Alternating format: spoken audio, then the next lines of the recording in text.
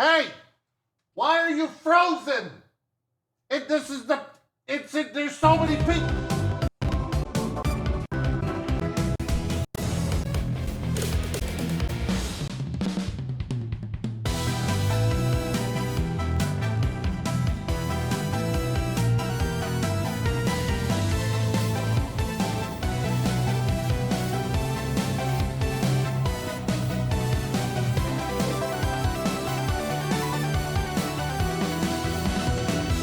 Hello, everyone. Welcome to another episode of Drop Frames.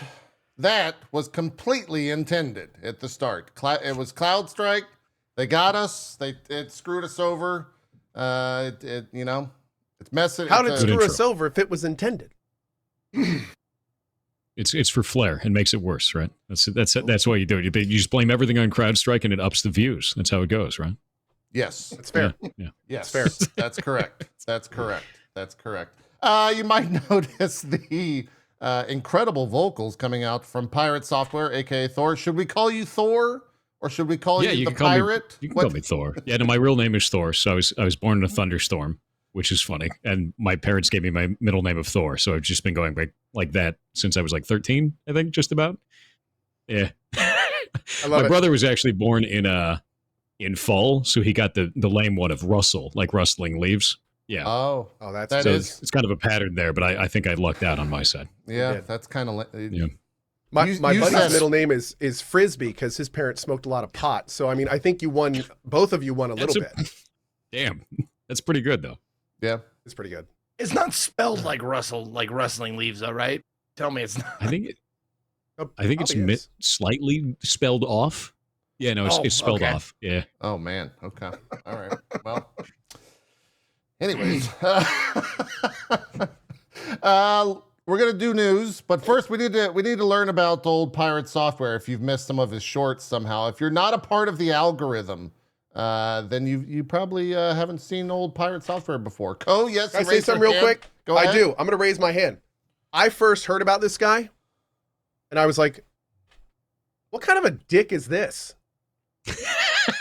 Wait, why? I saw his name and I heard him getting popular and I was like, oh man, like, do we really need a jackass like this, like being popular?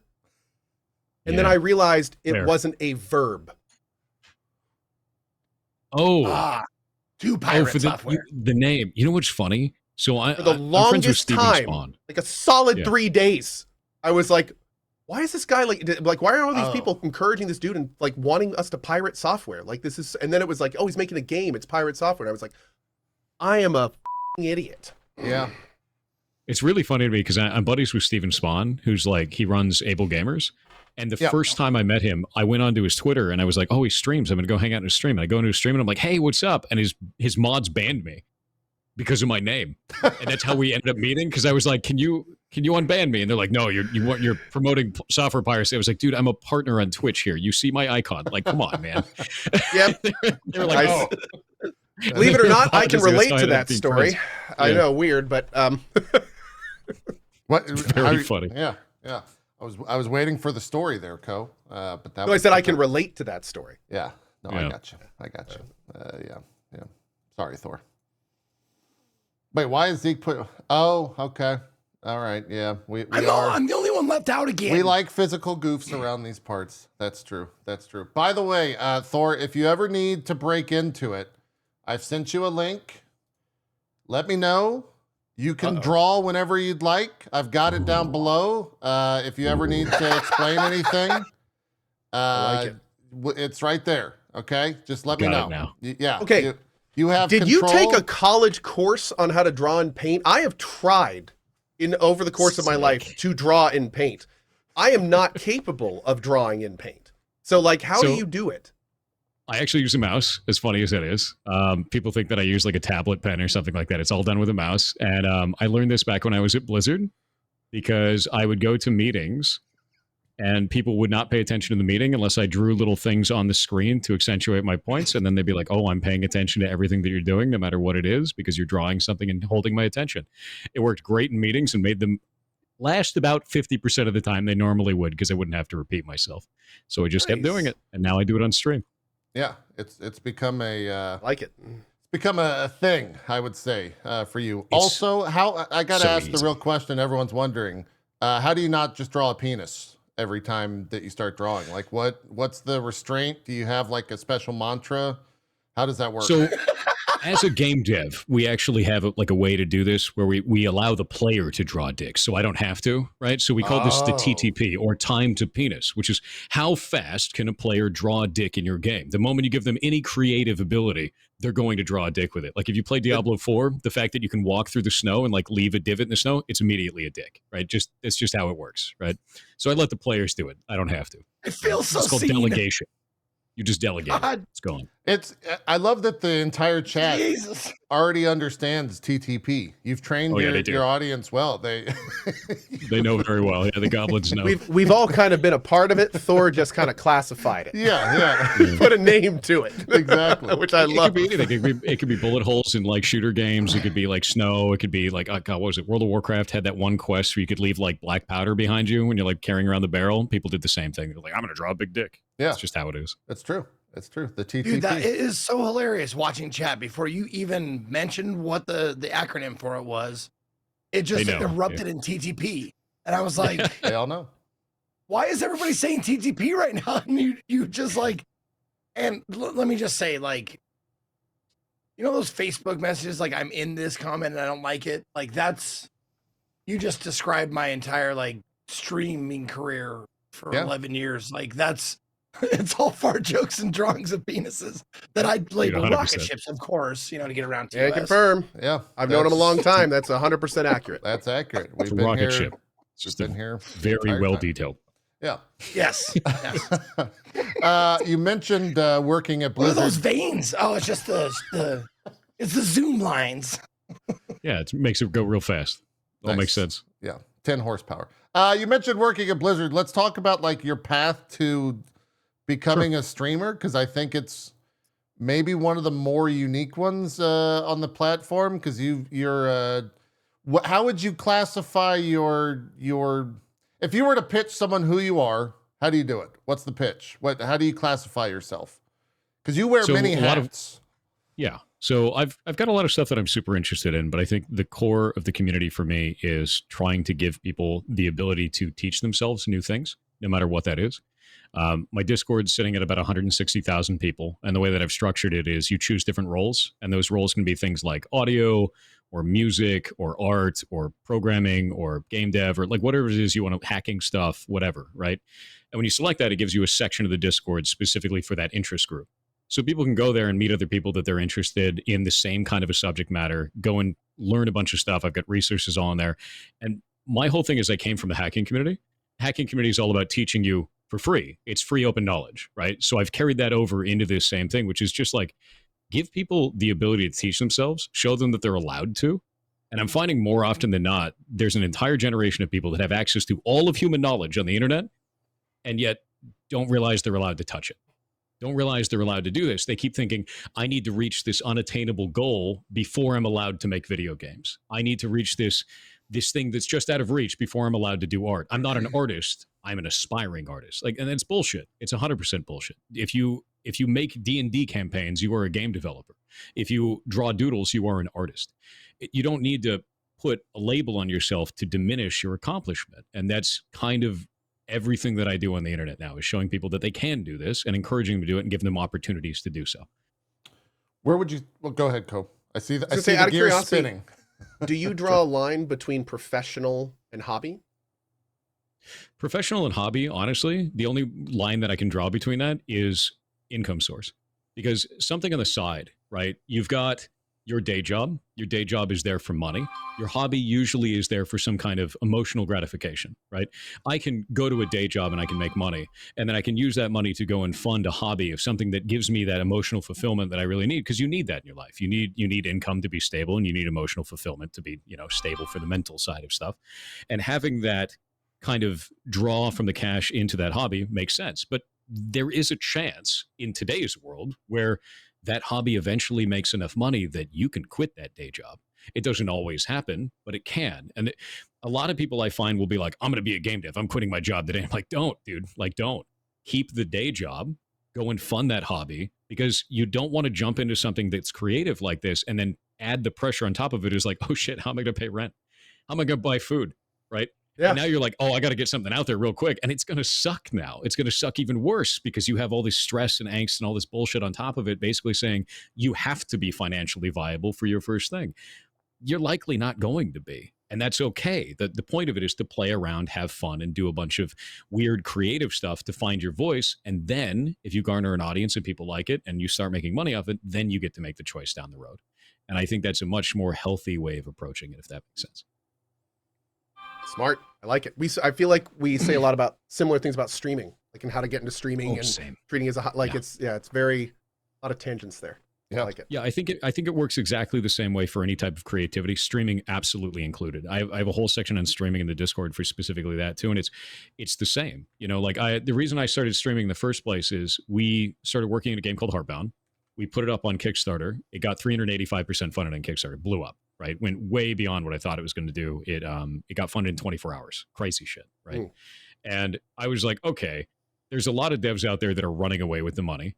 They're just going to leave with the cash, and people are pissed about this. There was an all-time kind of low feeling about Kickstarter at the time because it was just a lot of scams and shit. What year was this? So I was like, this was back, 2016, I think, 2016. And I was like, well, how do I fix that? And I was like, I'm going to develop it on stream. And I was a nervous kid, man. Like this was like 8 years ago, 6 years. No, it was like seven or 8 years ago, something like that. And I was like, I am so socially awkward. I'm freaked out all the time. And I got up on stream and I didn't know what the hell I was doing. And it was awful. Like it was just like super awful at first. I was just awkward as hell. And over time, I kind of got better at doing that. I got more comfortable doing that. I realized it wasn't that big of a deal. You're not going to like lose your whole life just because you made a joke that didn't land right on stream.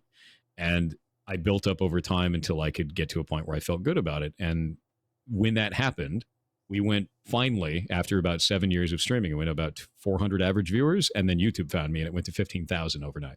Just exploded, right? Just absolutely detonated into the internet. So one of the things that I realized through that, though, is use it as a hobby, just like I was saying. And then eventually it might turn into something more. Might. But it is a lot of work to get from point A to point B. Yeah. Yeah. It's funny. It's that 7-year overnight success, Right. Well, that's how most people see it, right? Because they got discovered never see. essentially, which is amazing. Exactly because like it's the same as like that's almost always been equated to acting before this. But no, man. Like I'd say it's a combination of discovery, but also like the content you were putting out was also just phenomenal. You had a lot of really, really good content in a short. Like, did you get a new editor or something?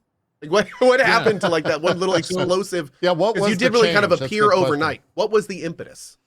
So we had been producing content on YouTube for a long time, and we found that YouTube Shorts were doing really well. And I kind of looked at the way that the market was going, and you looked at what YouTube was doing, and YouTube was pushing all of its effort into YouTube Shorts. They really weren't evolving anything on the streaming product at all. They weren't really evolving anything for discovery for YouTube, and they're just pushing Shorts, right? And I was like, anytime you want to be discovered on a platform, the platform's not going to do it for you. They're never going to be like, I'm going to make you famous now. What you have to do is you have to look at what they're doing, what makes them the most money, and kind of follow that trend is how I felt about it. It's like, okay, they're putting every piece of effort into the YouTube short, and no one is really capitalizing on this super heavily. So my plan was to go from about 10,000 subscribers to about 15,000 by the end of the year. Because I think we were at 13,000 at the time. We would go to 15,000 by the end of the year. We broke 1 million before the end of the year. It did phenomenally well, but my entire strategy around this, it did okay. Yeah, it did okay. We just hit 2 million this like last week as well, which is just crazy. So it hasn't stopped. But the thing that got me about this was like my plan was release a short every day. We have our new editor to be able to do all the shorts content, and it wasn't even like an issue of quality from the other editor. It was just an issue of throughput. We wanted to do something that was more content, one every day, right? Never miss it, and then release it at exactly noon every day, noon PST. The reason I did that is because that is the lunch break time period for all of the companies down the West Coast of the United States. And that is mostly tech companies, which is I produce a lot of tech content. So that's the exact moment they look at their phone.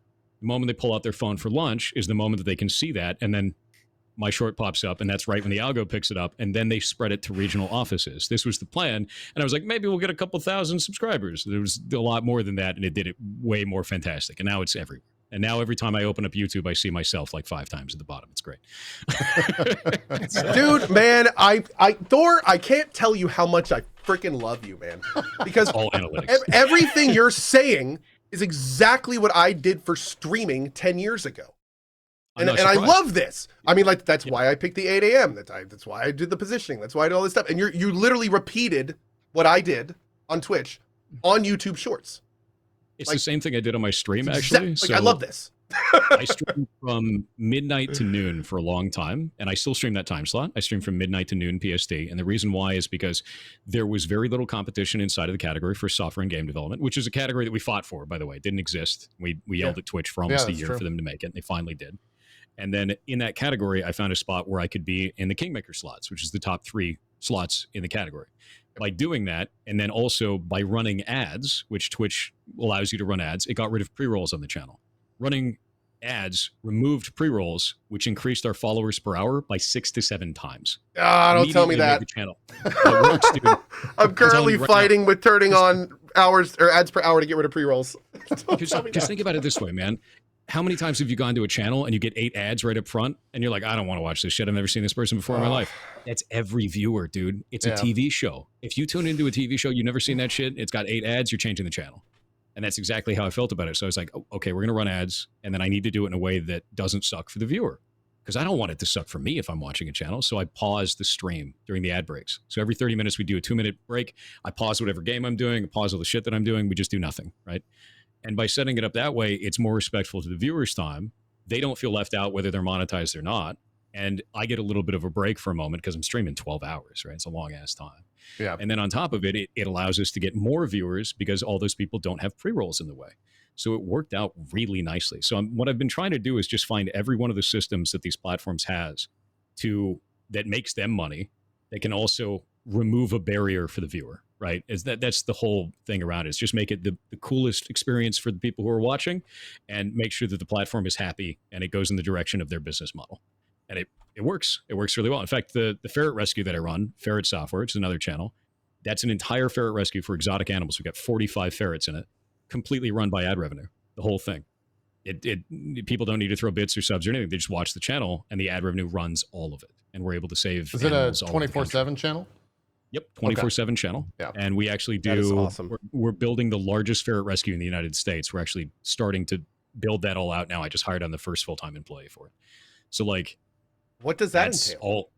What is that, like hiring on the full-time employee? No. Taking care of. What is the current biggest, and how are you eclipsing it? So the current biggest is also based out here in Washington State. I don't know anything about ferret rescues. I don't either. Yeah. So the biggest problem with a lot of ferret rescues is they're expensive as shit, right? So they're an obligate carnivore. They only eat meat, so they have to have an all meat diet, not a meat with filler. Only meat, right? Really expensive. On top of that, they get crazy medical issues. So they got high incidence of cancer, high incidence of insulinoma, high incidence of heart disease. You get a thing called adrenal where they have to get an implant every year. Usually a ferret in kind of its later life will cost anywhere between $2,000 and $5,000 a year when they reach to about 5 years old. In the United States, they only live to about 5 on average. Most of the ferrets in our rescue will live to about 7 because of the fact that we can provide them the healthcare that they need to keep living a very good life, right? So we add an extra 2 years to their lifespan, which feels great. And then on top of it, we do a bunch of research for new medical treatments to do that as well by working with other veterinarians to do that.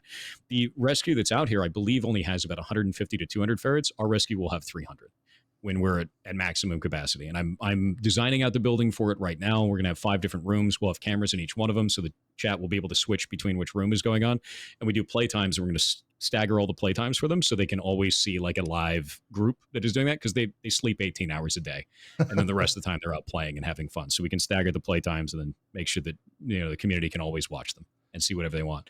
And we've got all the names and everything. We're going to build a website for all that, so we can have all the names and everything, show pictures. I was going to say, we're going to need a website with every name, with a picture of each one, so viewers can sponsor individually and buy them little treats and presents. I don't know if I'll buy them little treats and presents, because like I would like to buy one a little bow tie. They'd eat it. I'm going to be honest. It could be a meat bow tie though. It'd be fun for a few minutes. Feed them a meat bow tie. That would be true. Yeah. They're small. They're like little goblins, dude. Like I have so many videos of them like escaping stuff or like stealing socks. Like one of the things that ferrets love to do is they group up into like a pack, like hyenas, and they're like, oh, he's paying attention to his keys. I'm going to try to steal the keys. I'm like, no, you don't get the keys. And then another ferret goes, oh, he's guarding something. And then they'll go over and they'll like bite your foot. And you're like, what the hell are you doing? While another one steals the keys, and then they all jump away laughing at you. It's great. They're little pack animals. It's fantastic. Like chat. Yeah. Yeah, it's exactly like chat. Okay, last question before we move on. Yeah. Last question before we move on. We got lots to talk about. Why ferrets? So, God damn it, Cole. Let me ask a question. That was my question. I was going to ask why ferrets. Shut up. Hey, Sorry. Pirate Software.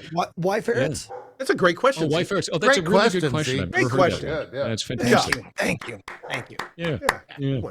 No, I grew up in California where they're illegal. So California and Hawaii are the only two states in the United States where you can't own a ferret. And I always thought they were really cool because I'm a hacker, and ferrets are kind of like nature's little hacker. They love getting into stuff. They have very little fear.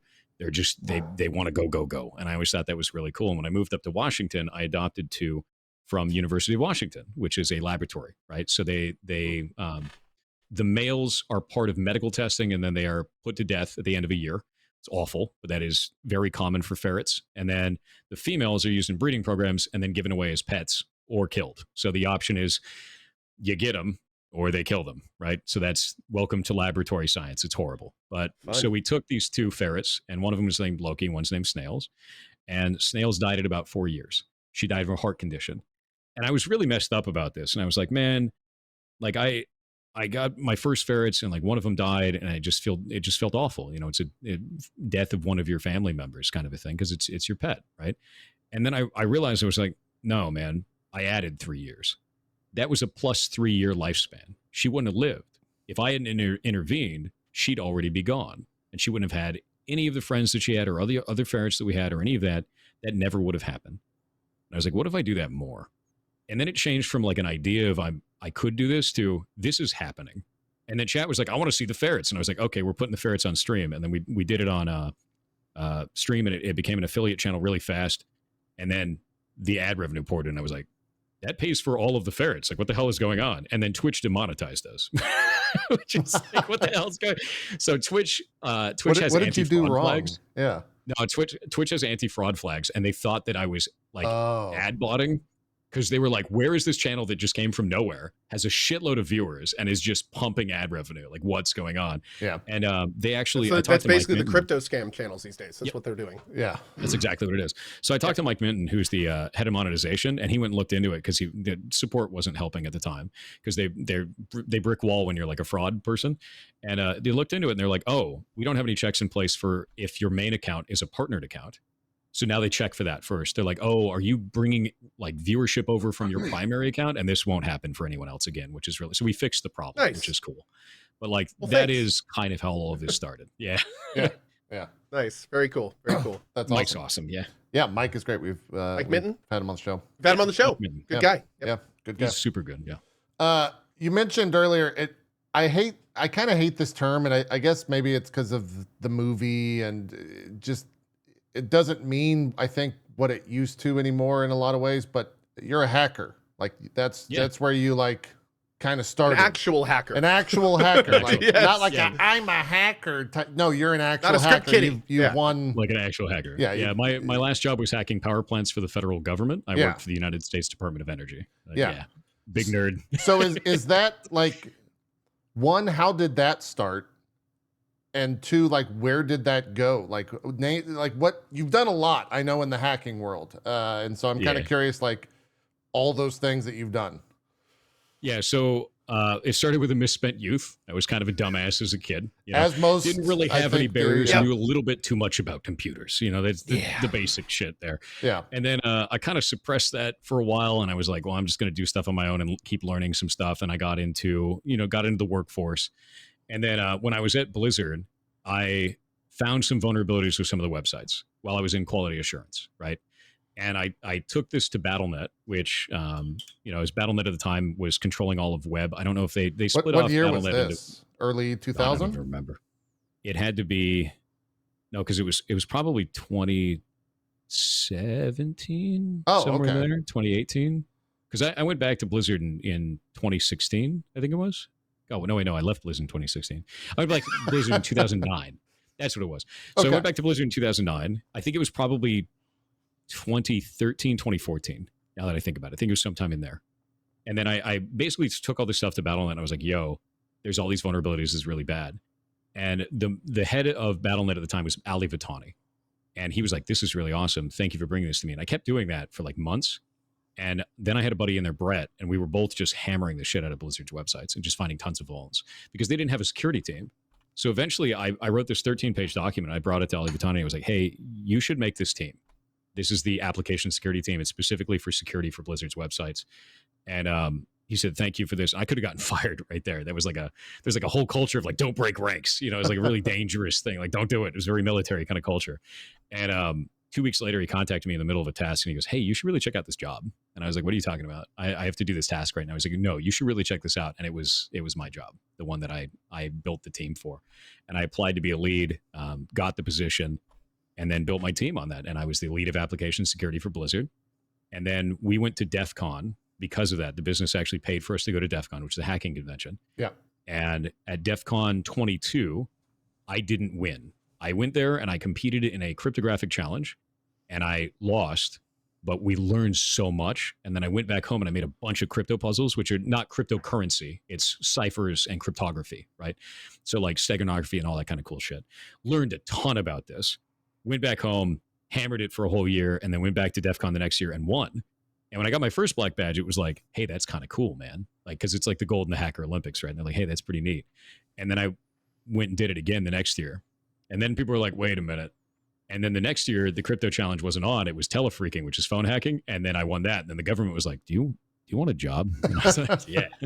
Because they, the government jobs are just like crazy money. And I was like, okay, this is an opportunity I can't just, give up. I think at that time I had left Battle.net, which I have my cool Battle.net coin here still. Oh, nice. And then I had left Battle.net. I went to, IT. And I was a senior red team specialist. And then I left Blizzard. I went to Amazon Game Studios. And then I went to the government. So it was a very fast time in my life. It's like 3-4 years. Went I really didn't know quick. you went to AGS. What did you do there? I was an automation engineer working in Python on Lumberyard, as funny as it is. Right after they bought a slice of CryEngine to replace their original Lumberyard, it was a shit show. It was interesting. The team was amazing, but like everyone was mad. So it was not a good time for the engine. So wait, I did find a bunch of vulnerabilities with that too. Was that 4 or 5 years ago? It had to be. I think that was 2016. That was around 16. Did you work with Smedley? Yes. I believe. Huh. I think he was in my org. Yes. Fucking gaming world. Everyone's connected. That's pretty sure he was up in my org.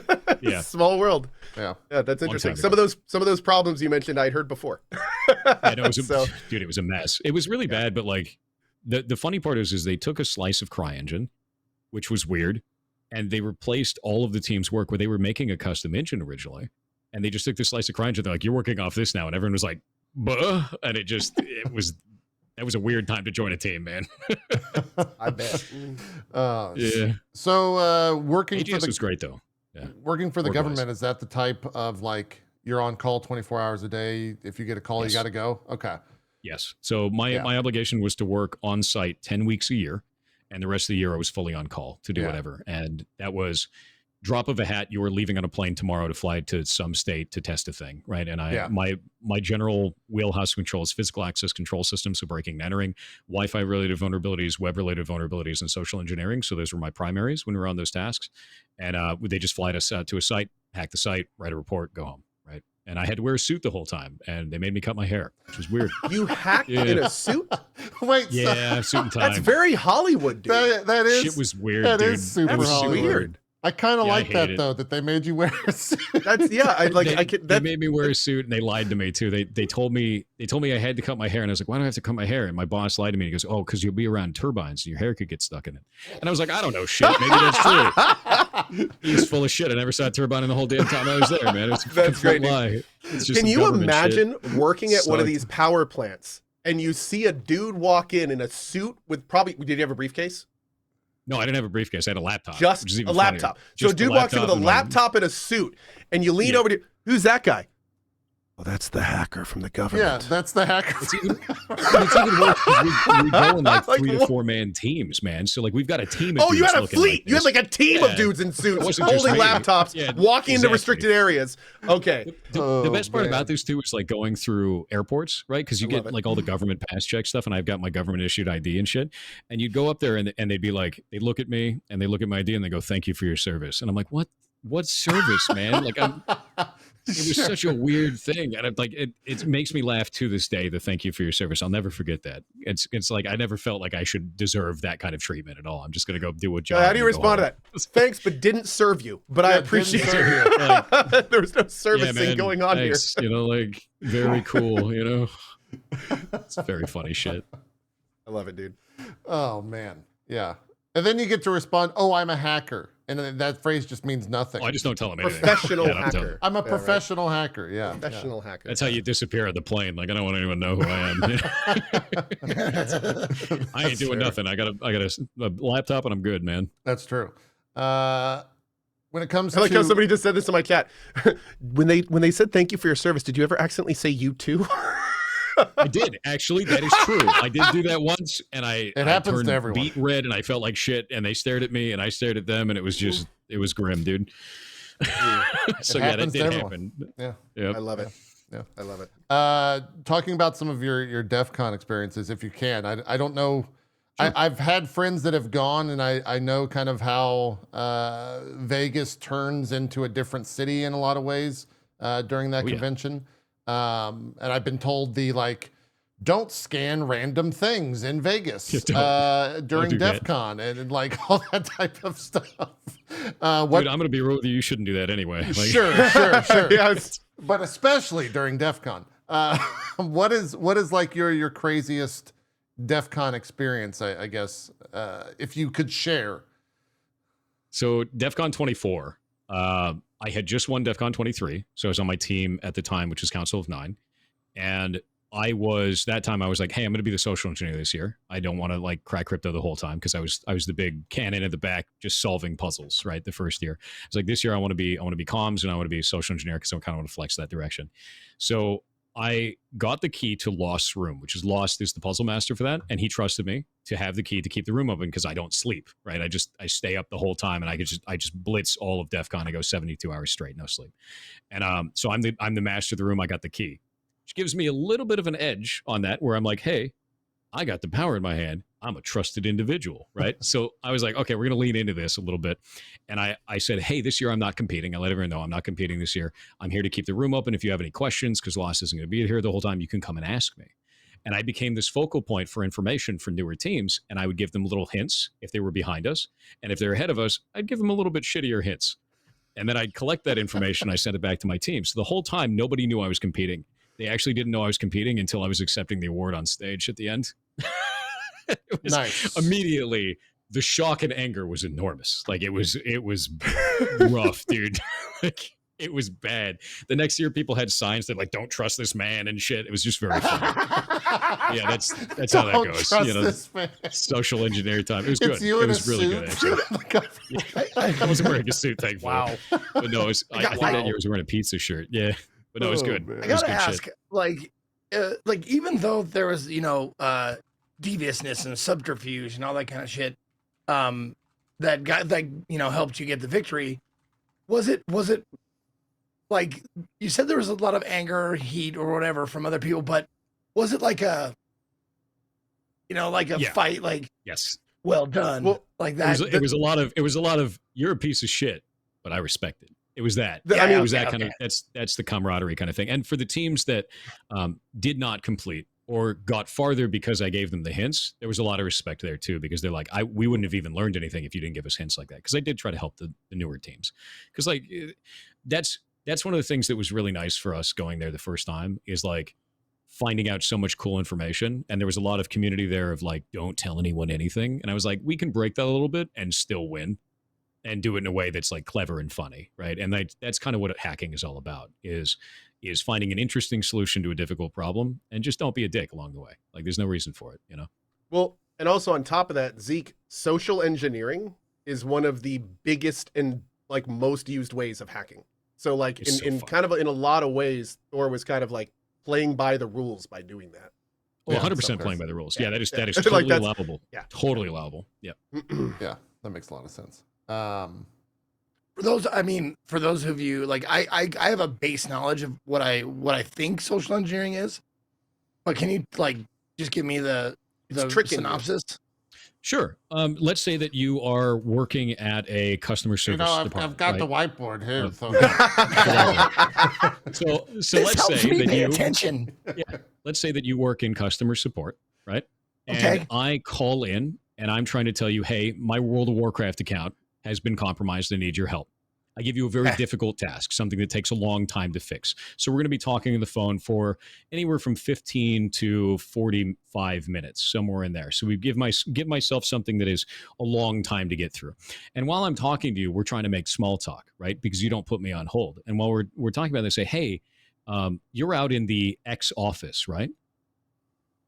And during that small talk, you reveal something a little small. You say, yeah, I am out in that office. And I was like, oh man, I'm actually thinking about applying there. But the one thing I was worried about, because I've got a lot of experience doing this in the industry, I'm worried because I don't know how to cook. Do you know if there's any really good places to eat around there? Like any place that you would recommend? And you'd be like, yeah, man, I love this barbecue place. I'm super into that. We go there all the time. I'd be like, cool, thanks, man. And then I go there during lunch break. At the time that you guys have lunch break, I take a Proxmark, put it on my wrist, walk by you, scan your badge, now I'm you. Now I get to go into your office as you. And that's exactly what social engineering is about. You don't realize that I'm trying to case some information about you to find out where you're going to be at a specific location. You just think you're helping someone that might be another person applying for the same job. These are very simple things that people don't realize they're giving away critical information. Another one may be going and gleaning information off of your social media accounts. Have you ever taken a picture at the office somewhere? Did you have your badge exposed? Can I clone that badge?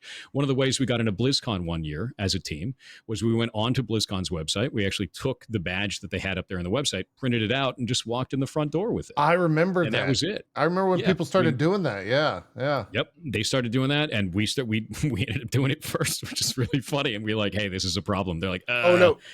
Guys, chat. Thor is giving some examples. You don't need to stop talking to other humans. It's okay. Yeah, you can still talk to Thor right. is a dangerous person. Most people are not dangerous. Just don't ever talk to him. Yeah, but everyone else is fine. Oh no, you can talk to me. It's fine. I promise. Just sure, if you want to use all your stuff. Yeah, I guess maybe. No, anyway, this is examples of social engineering. Is doing stuff like that so that I can get information that otherwise I shouldn't have, And it doesn't always have to be super overt. It could be something really simple like that you don't realize is a threat. But, now I've got information that I shouldn't have about your whereabouts, I was working IT for a long time, Zeke, and a guy was really good at doing that exact kind of thing. He knew all sorts of tricks, had all sorts of tools. And I remember asking him, like, what's the best way to get another person's MMO password? And he started listing off all of this stuff he could do, including putting spyware on the computer, tricking them through instant messenger, contact, other stuff. And then he goes, or screw everything I just said. Give me 10 minutes with him. Yep. All of that's useless when they'll just give it to me in 10 minutes.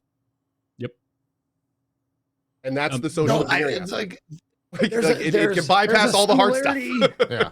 There's a similarity I can draw, like when I was doing the Twitch studios and going to like Comic-Cons and shit like that. It's amazing how many places you can get in without being questioned if you look like you belong and you walk with confidence. Like, seriously, it is fucking insane how people, like, if you're walking, like, just like looking straight ahead, you got any badge, it doesn't matter, like any badge on, you walk past anybody and they're like, oh, he looks like he belongs here, I'm not going to question it. I mean, that's a minor, like, thing, but, like, I noticed that. Like, best way to do it? Yeah. Carry a clipboard, act like a frazzled producer. Confidence. It's everything. It is. I don't have time for your bullshit. Get out of my way. We have other projects that are going on right now. I got assets that need to get up on stage right now. You need to let me through. It's not even you need to let me through. It's I'm going through whether you tell me no or not. You just walk, And you just do it. And I've done that a number of times, and it works. Yeah. People hate being in trouble. So if you threaten them getting in trouble, it's amazing how often that works. Oh no, you don't even I need to get through here or you're going to get in a lot of trouble. God forbid you know their boss's name. Because at that point, they're just going to open the door. You don't use that at I all? don't use that. No, because they call you on it. It's one of the instant things of like, you don't want to trigger the fight or flight response because some people are going to fight you. So what you do instead is you go, I'm not even engaging with you. It's literally not even worth my time to have this engagement with you. We're leaving. And so you bypass the fight or flight response entirely, so they don't even get the chance to think about if it is correct for them to escalate. You don't want them to have the opportunity to escalate because that just leads to bad outcomes. One less point of confrontation. Yeah. Makes a lot of sense. Yeah. It's very Jedi-like. You just like right. I used. I was gonna say, have you ever? You will let me. So I did once. That was at BlizzCon one year. Is I was trying to get people in the back door. And I walked up to the end. I was like, okay, everybody in. We got to get you up on stage right now. And the lady walked up and she's like, oh, they're all going to need wristbands. And I was like, we don't need any wristbands. And I did the hand wave and she just went, and I just walked right past her. And I was like, holy shit, that worked. Yeah. And it just made me laugh because it was like, dude, I just Jedi mind waved that person and I didn't even realize I was doing it. It was just confidence and hand motion. Right? Was this a Blizzard employee or a Anaheim Convention Center? Oh, okay. No. Yeah, Blizzard employee. Yeah, the Anaheim Convention Center union employees are pretty good. Actually. Usually weaker link. No, it's actually usually a weaker link. Oh, a lot really? Of the times. A lot of the times they're a weaker link because if you act like you are part of the staff that is there renting the venue, they will stand down immediately because you have seniority at that point, and they don't want to stand in the way, especially if you're trying to get people up on stage. And then they're blockading the event, and there's a whole thing that goes along with that. There's so many different ways that you can manipulate and abuse perception of power. And that's all social engineering. All of it is. And you could use it for evil things, or you can use it for what we did, which was to find out what is possible, write reports on that, and then change training regimens to ensure that that didn't happen in the future. And training regimens is all what it is. I think the biggest thing that I always try to do is on those operations, management always wants the names. I never give the names. I'm never going to give up a person's name because they'll just fire them, and that doesn't fix the problem. You just get a fired person, and then they have to train them up wrong again, and then a year later you have the same damn issue. So you got to change training every time. Yeah, makes sense. Mm-hmm.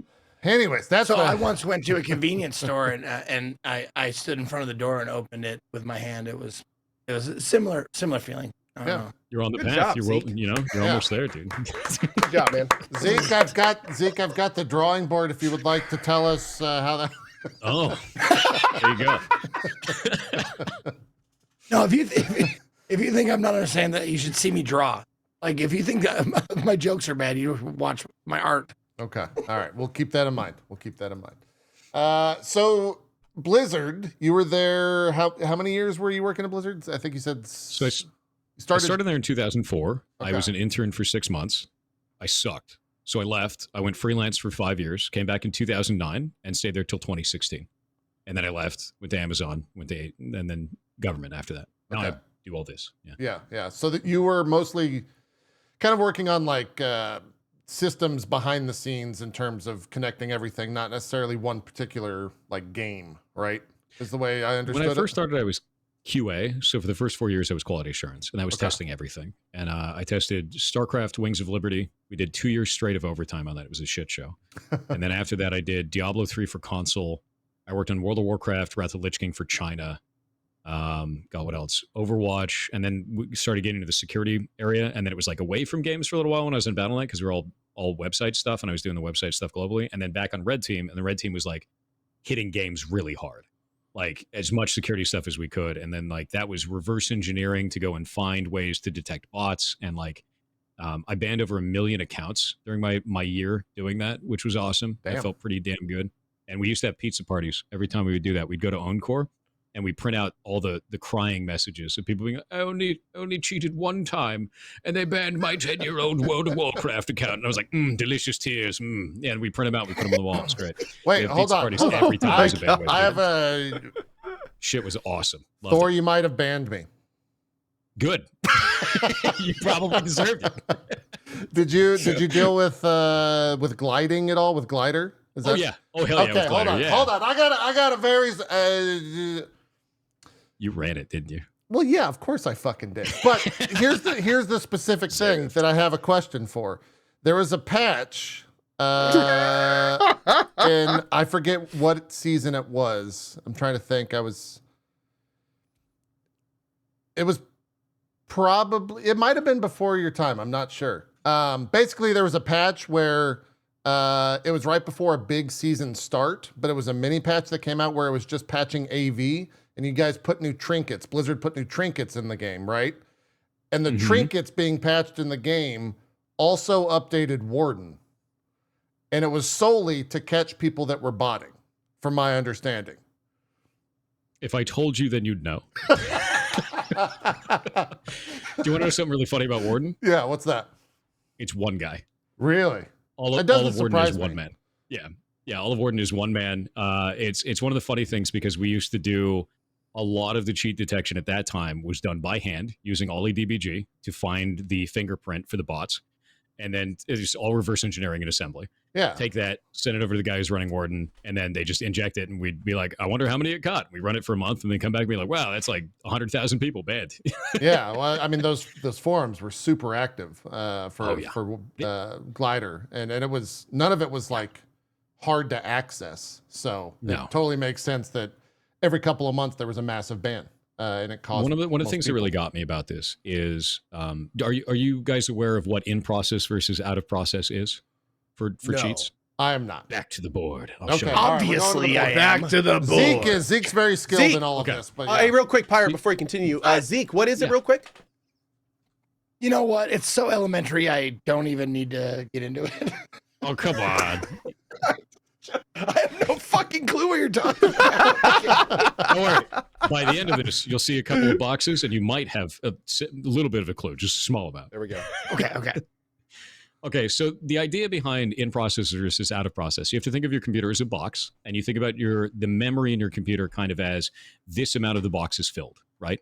And it usually goes from top down. This area down here is empty open memory. If you're running a game like WoW, that is a section of the box. Right? It is this area up here. Now it's allocated all of the memory for this space, but it hasn't used all of it. It's used some of it, kind of like this, right? Now, an in-process bot is going to be one where I run another program out here, but it injects itself into the memory of World of Warcraft. Now, here's the problem. If you've injected yourself into World of Warcraft, I can't legally look at the memory of the rest of your computer, unless you're running kernel anti-cheat, by the way, kernel level anti-cheat. But if you're not running kernel level anti-cheat, I can't look at the rest of your computer. I can only look at the memory space of World of Warcraft.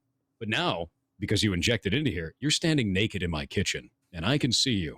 And there's no hiding that. You're just right there, everything on display. I can see all of the code. This is called a code cave.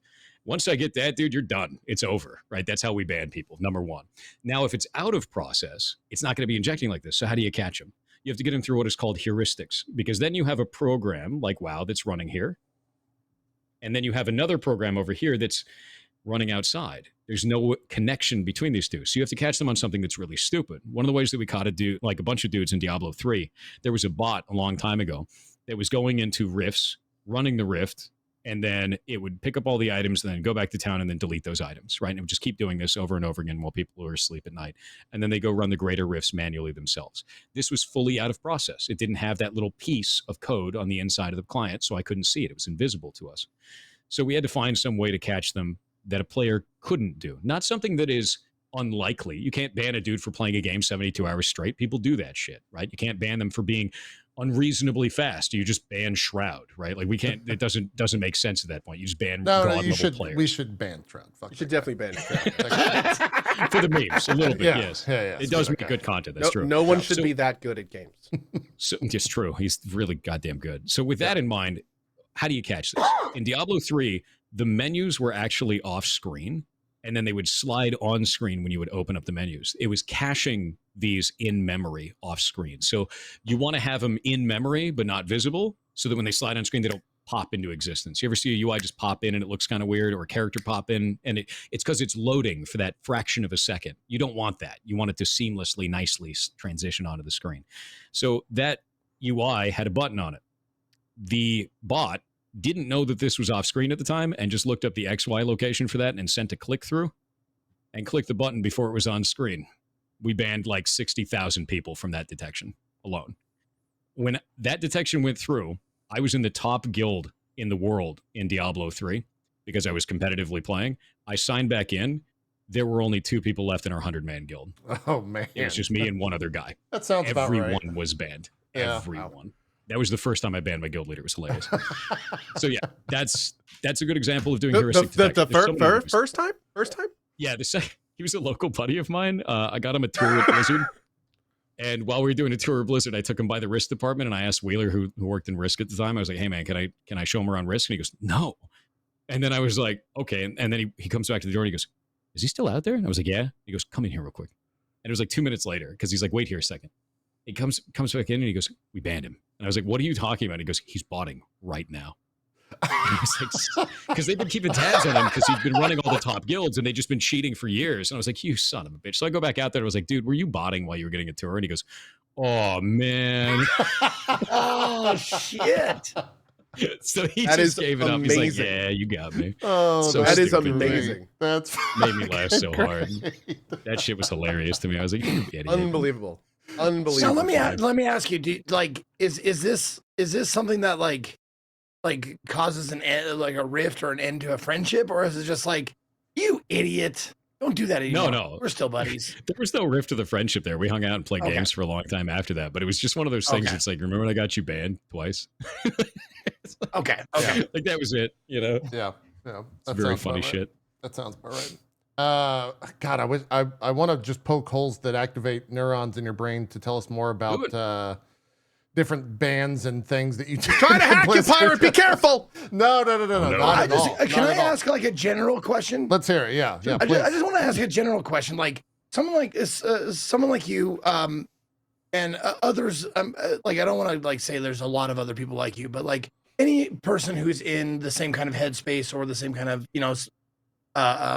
just really into computers and that kind of thing. Can you plug yourself into any like area of computer tech in any industry, or are you more like specialized? So my specialty is being able to draw associations between large sets of data, and that includes hardware. So if there is hardware that I can manipulate in some way, if there's some way that I can read the input and output for that hardware, I can do cool things with it. And it really just comes down to how much access to data do I get? How much information can I receive? Can you give me logs? Can I get feed out from this device? If I do, what does it look like? What can I do with that? How can I manipulate it? So I've done a lot of bounty programs over the years. Bounty programs are like, you go find ways to hack major companies. They pay you money for it, right? I usually go through websites like HackerOne and BugCrowd, things like that. I've actually done jobs for the Department of Defense through that as well. So they do, like government entities do engage with these programs, which is great. And I've even done things for like stuff like Nest, like physical devices, all kinds of Samsung, all kinds of shit, right? And it always comes down to the same thing. You need to find an interesting solution to a difficult problem. I want to make this device do a thing. How do we get it to do that? What does the feed out look like? What are all the ways to connect with it? What are all the ways that it talks to itself? What are the chips doing? When do those chips do those things?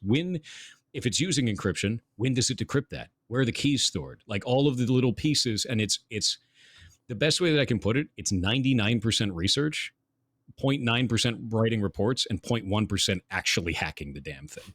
And that is like that every single time. You are just sitting there reading the runes forever. And then sometimes you get to hack shit and you're like, oh my God, it worked. And it's just freaking amazing when it does. And it's like magic for us too. It's the same. It feels so good. So quick question. It sounds like you're obviously incredibly knowledgeable and passionate about hacking. A big dork. Yeah. I'd say nerd, but on that note, it seems like at some point you made a relatively purposeful pivot from hacking into game dev. Yes. Why? Did hacking just get tiring, or was game dev more attractive? Hacking was my day job, and I was really, really into it, really, really loved it. But I have to say, working for the government kind of sucks, right? I had to fly around the country all the time, drop of a hat. You don't really get to live a life with that. I was making more money than God, right? I was making a shitload of cash at the time. It was God's really rich, by the way. It's true. Very rich, yeah. But like, very rich. It was not a life, because you can't have any hobbies. You can't have any emotional attachments. You can't have anything if you have to disappear for weeks at a time randomly. You just disappear. And you're like, I have to go somewhere. And people are like, where are you going? I'd be like, I can't tell you a damn thing. Yeah. That's it. Dude, yeah. And that sucks. You literally can't tell them. You literally can't tell them. And it's a really awful thing, right? You can't tell your family. You can't tell your friends. You can't tell your loved ones, nothing. You're just like, I am disappearing. You can't say when you're leaving, how long you're leaving, where you're going to. Yeah. Wow. And it'd be like, I will be home eventually. That's when, and that sucks, man. And like, there came a time where we had 7 people on the team. and 4 of them quit at the same time because they wanted to go start their own security firm. And my boss came to me and he was like, hey, you know that 10 weeks a year? That's 30 now. And I was like, that's not happening, dude. Like, that's just, I'm not doing 30 weeks a year of not being in a life, you know, like that's more than half the year. And I was like, that's not worth any amount of money because you don't get to do anything at all. You can't live. You can't do anything at all. You can't meet anyone. You can't hang out with anyone. You can't have friends. It's gone, right? It's gone, right? So I made the decision there and I started writing up my resignation letter, and I was doing it on the government laptop. So my boss calls me in the middle of me writing this thing. He goes, hey, what are you doing? And I was like, I'm writing an email. And he goes, what's the email? And I was like, it's my resignation letter. And he goes, you should have just been like, you know exactly what it is. You know exactly what I'm writing. Why don't you read it to me? Damn it. I was like, I should have done this shit on my real machine. Like, son of a bitch, right? So I was like, it's my resignation letter. And he goes, I'm sorry you feel that way. And then he hangs up on me, and then HR calls me. And then that was like the end of it. And it was like, it was real clean, quick, super fast, no problems, right? And like, we ended it out, and then I quit, and I was like, I'm going to take 2 weeks, because before I left Amazon, they offered me a security position when I was leaving. And we had a whole meeting about it. And my bosses there were like, you know, what are they paying you? What is the government going to offer you? And I said, well, they only want me to work 10 weeks a year. Can you match that? And he goes, no, can you take me with you? And like, we just joked about it after, because we realized like, this is like an opportunity I can't turn down. They can't match it. So it was all amicable. It was nice. And then they opened up the security position, and that was still open by the time I left the DOE. So I was like, I'm going to take 2 weeks. I'm going to decide if I want to go back to DOE or if I want to go back to Amazon. And I was like, or whatever I'm going to do with my life. And 2 days into that, Jacksepticeye played our game. And that was like after our Kickstarter had already popped off. It was like 5-6 months later. So the game was already really good. We had a community Discord and everything. And Jacksepticeye played the game, and I was already streaming and everything. And I was like, I'm just not going to go do that. I'm just going to do this. This is the opportunity for me to have my hobby turn into maybe a day job. And I kind of doubled down on streaming, and I started doing all this kind of stuff. And I was shit at it. And I popped up to, I think, 80 average viewers, and then back down to 10 because no one stayed. And it was because I was not good at it. It was 100% me. It was like that moment where you're like bronze in League of Legends, and you go from blaming everyone on your team to like going, wait, no, I am the one who is shit. What are you fucking talking about, Thor? What the fuck what does that fucking mean, huh? It'll happen to you. It's okay. You're fucking off the shit. It's the three of us. I'm done. I'm done with this shit. It was just Thor's that moment, gone. Welcome to fucking Drop Frames. Thor, I'm super sorry about this. We should have warned you about JP in League. He's kind of got a thing. Is it a bronze thing? Sounds like a bronze thing. No, it's not. And I would like to move forward. Yeah. Well, you know, when you stop blaming your team, you will. It'll be all right. Oh, God. Oh, he's going to get kicked. Yeah. Let's move forward. Anyway. Therapy has done wonders. It's so good, dude. Okay, no, so like that was the moment where I was like, okay, I'm gonna start to learn how to hack myself a bit, become better at showmanship. And you know what I started doing? I started watching insult comics. And I started watching insult comics on YouTube and just studying the way that they handle crowd hecklers, studying the way that they pose humor, the body language, everything like that. And I taught myself how to be more comfortable in front of a crowd, make jokes, and laugh along with everybody there, and pivot off of people heckling the shit out of you, because they do. Yeah. Was that also the time you decided to deepen your voice? Yeah, I know, right? Yes. No, that happened when I was 33, man. It was super weird. If you go watch videos of me, my voice was high pitched as shit. It was like, I saw one of those clips, clouds, man, and I seriously thought you were wild. like, that was wild. Yeah. People thought I was using a voice changer. People still do. They meet me in person. They're like, it's not a voice changer. And I'm like, no, dude. Like, my voice just dropped into the floor. And I can make it go all the way down here, too. Like, that's the bottom of my vocal range. Scott, how did you get more New Yorky when that happened? I don't know why, but it kind of makes me sound like Jesse Ventura a little bit, you know? I know. He's like, yeah, normally, and then all of a sudden I want a pizza. Ventura, you know? But like, that's about as low as it goes. And like, it's funny because that happened and it scared me. It scared the shit out of me. I was like, oh, I've got like voice cancer or something. This is really not good. Right. So I went to the doctor because I was freaking out. I was like, I stream all the time. Did you just wake up with it? No, it happened over the course of like about a year. It was like 6 months to a year. And my voice just kept gradually going down. And we have the old videos where like, you can just hear it like deepening over time. And like Steed's cataloged at one point. He was our archivist at the time. It was just wild. And I went to the doctor and they put a scope in my nose to go check like your vocal cords and everything. It was this whole thing. And they're like, nope, you're fine. And they sent me back to the doctor and they're like, sometimes guys in their early 30s can have like puberty too. And then sometimes it can also happen again when you're 60. And I was like, is that bullshit? Because it sounds like bullshit. And like, no, that's just what it was. That's just what it is. I had this guy like, once tell me to cut my hair at a power plant. I know, dude, I felt the same. But no, my voice just shot into the floor and it just stayed there. And I was like, all right. So there's a chance that like when I turn 60, it's going to be even worse, which is hilarious to me. So I'm waiting for that. That will be your third puberty. Yeah, it'll just be all the way down to the bottom where like no one can hear it anymore. Like only like dogs and moles can hear it at that point, you know? Some ridiculous bullshit. So at that point, only. Are you just like disabled by the size of your junk? Or like how does that work? No, okay. Jesus. Oh shit. Dude. I have a question, and it's purely for personal interest. Do you happen to know Nimby or Chris from Black Star Group? He did the same thing that you kind of did in terms of the government. Okay, I didn't know how small that world was, or the world how all is that worked. Pretty small. The problem is all of us are so dedicated to the craft that it's hard to raise your head to like see anyone around you. That's why Defcon is so important. Because when you go to Defcon, you meet everybody else, and you're like, what do you do? What do you do? What do you do?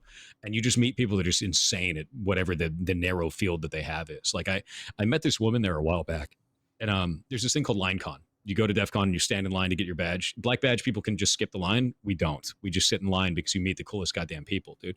And I met this woman in a wheelchair. It's kind of an elderly lady. She's probably in late 70s, early 80s. And I was like, what are you doing here? And she's like, I know how to rip apart an Asterisk system, which is a phone system. And she's like, I'm a telefreak, which is a phone hacker. And she just talked to me for hours about ripping apart phone systems and like how to manipulate any of the current phone systems that are out there. And she was a wizard at it, dude. Absolutely insane. And it's always just really cool to meet people there because you're like unassuming human beings. Yeah, older woman in a wheelchair.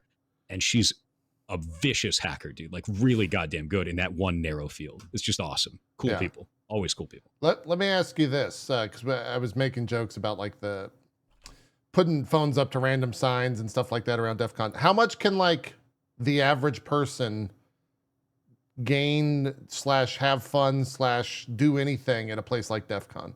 Like could Zeke and I watch into DEF CON? Yeah, is it for normal people? So one of the things about DEF CON that you'll find very quickly is there's kind of two types of social hackers, like people who are in the community. There's ones that want to share as much information with you as possible because they're really good hackers. Yeah. And they know that the best way to learn is by teaching others and by sharing that knowledge, because then people are more likely to share with them and they get really, really good. And then you have the other kind that are like, I'm going to jealously guard the secret. No one's ever going to know it. And those people burn out. They fall behind. They don't learn new shit and they end up sucking. And DEF CON is all full of the first party, dude. Everybody wants to share everything. So you'll find these places called villages at DEF CON that'll be like, here's the car hacking village. Here's the lockpicking village. Here's the, devices village, whatever it's going to be. And you go there and you're like, I've never done this before. Can anyone show me? A bunch of people will come over and they're like, let me show you how to do all this shit. Here's some lockpicks to try out. Here's some locks for you. Here's some cool things. And then you've got like the hardcore elite morons on the side that are like hooking themselves up with electrodes and then trying to like competitively pick locks while getting electrocuted. So there's that too. See, Zeke, there's something for you too, man. Yeah. Little thing. That's just Burning Man for Zeke. You can even put the little clasp right there, man.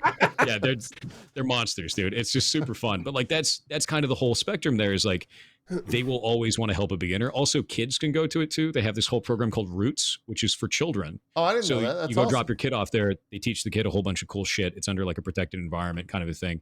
And they have these things. I know this word means so many different things now. The guards there are called goons.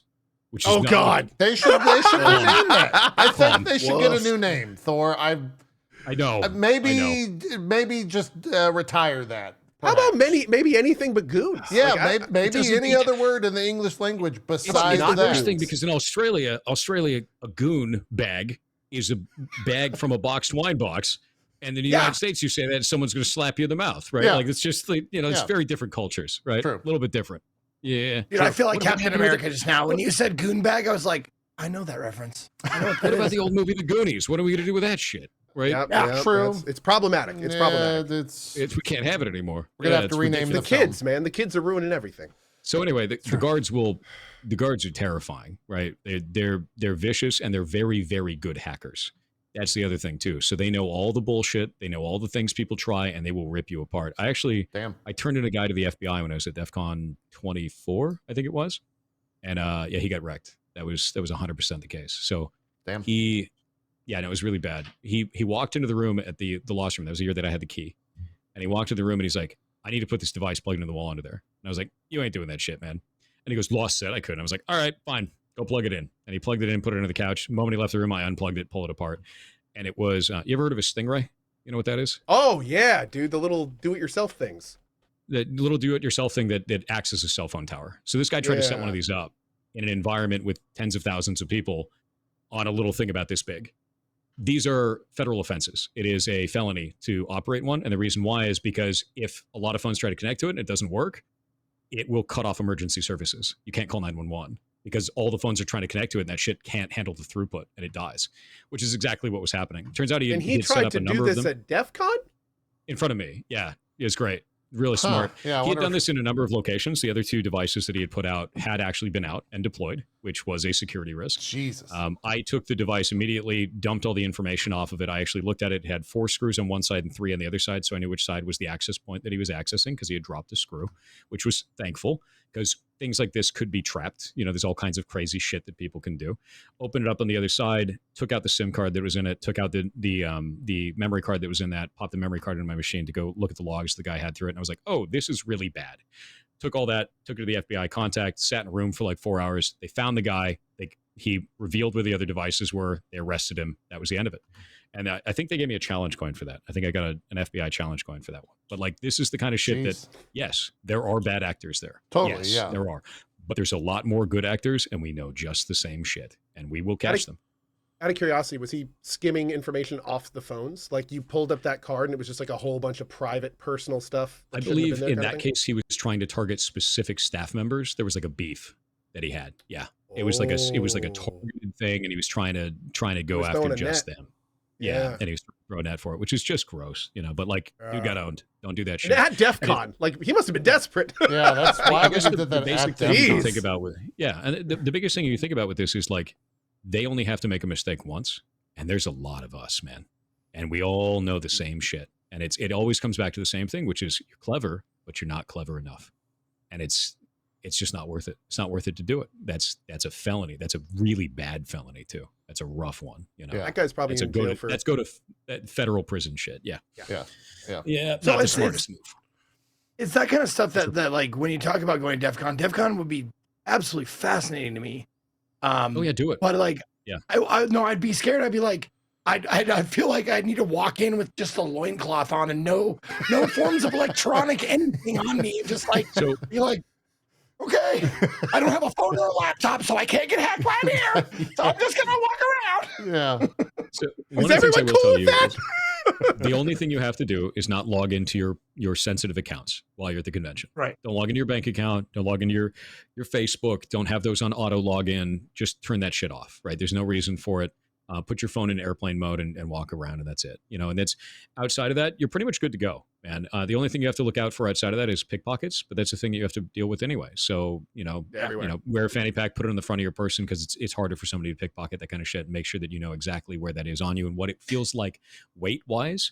And if that weight ever changes, be cognizant of that so you don't get pickpocketed. You know, and that's so. Quick question: I've gotten pickpocketed at DEF CON before. I have. And they, stole shit from me. It happens. You know, it's one of those things where you have it happen to you once. You're like, oh, I need to pay a little bit more attention to my person when I'm walking through crowds. Yeah. And you learn and you get better at being cognizant and aware of yourself when you're going through those situations.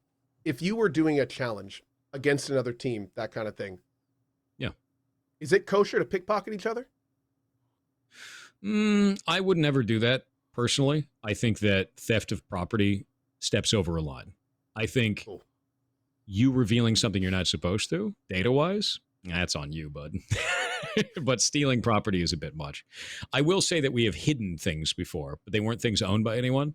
So there was a year where they had a badge that was a record, and you had to play it on a physical record player in order to get the data off of it. Wild shit. Really cool, right?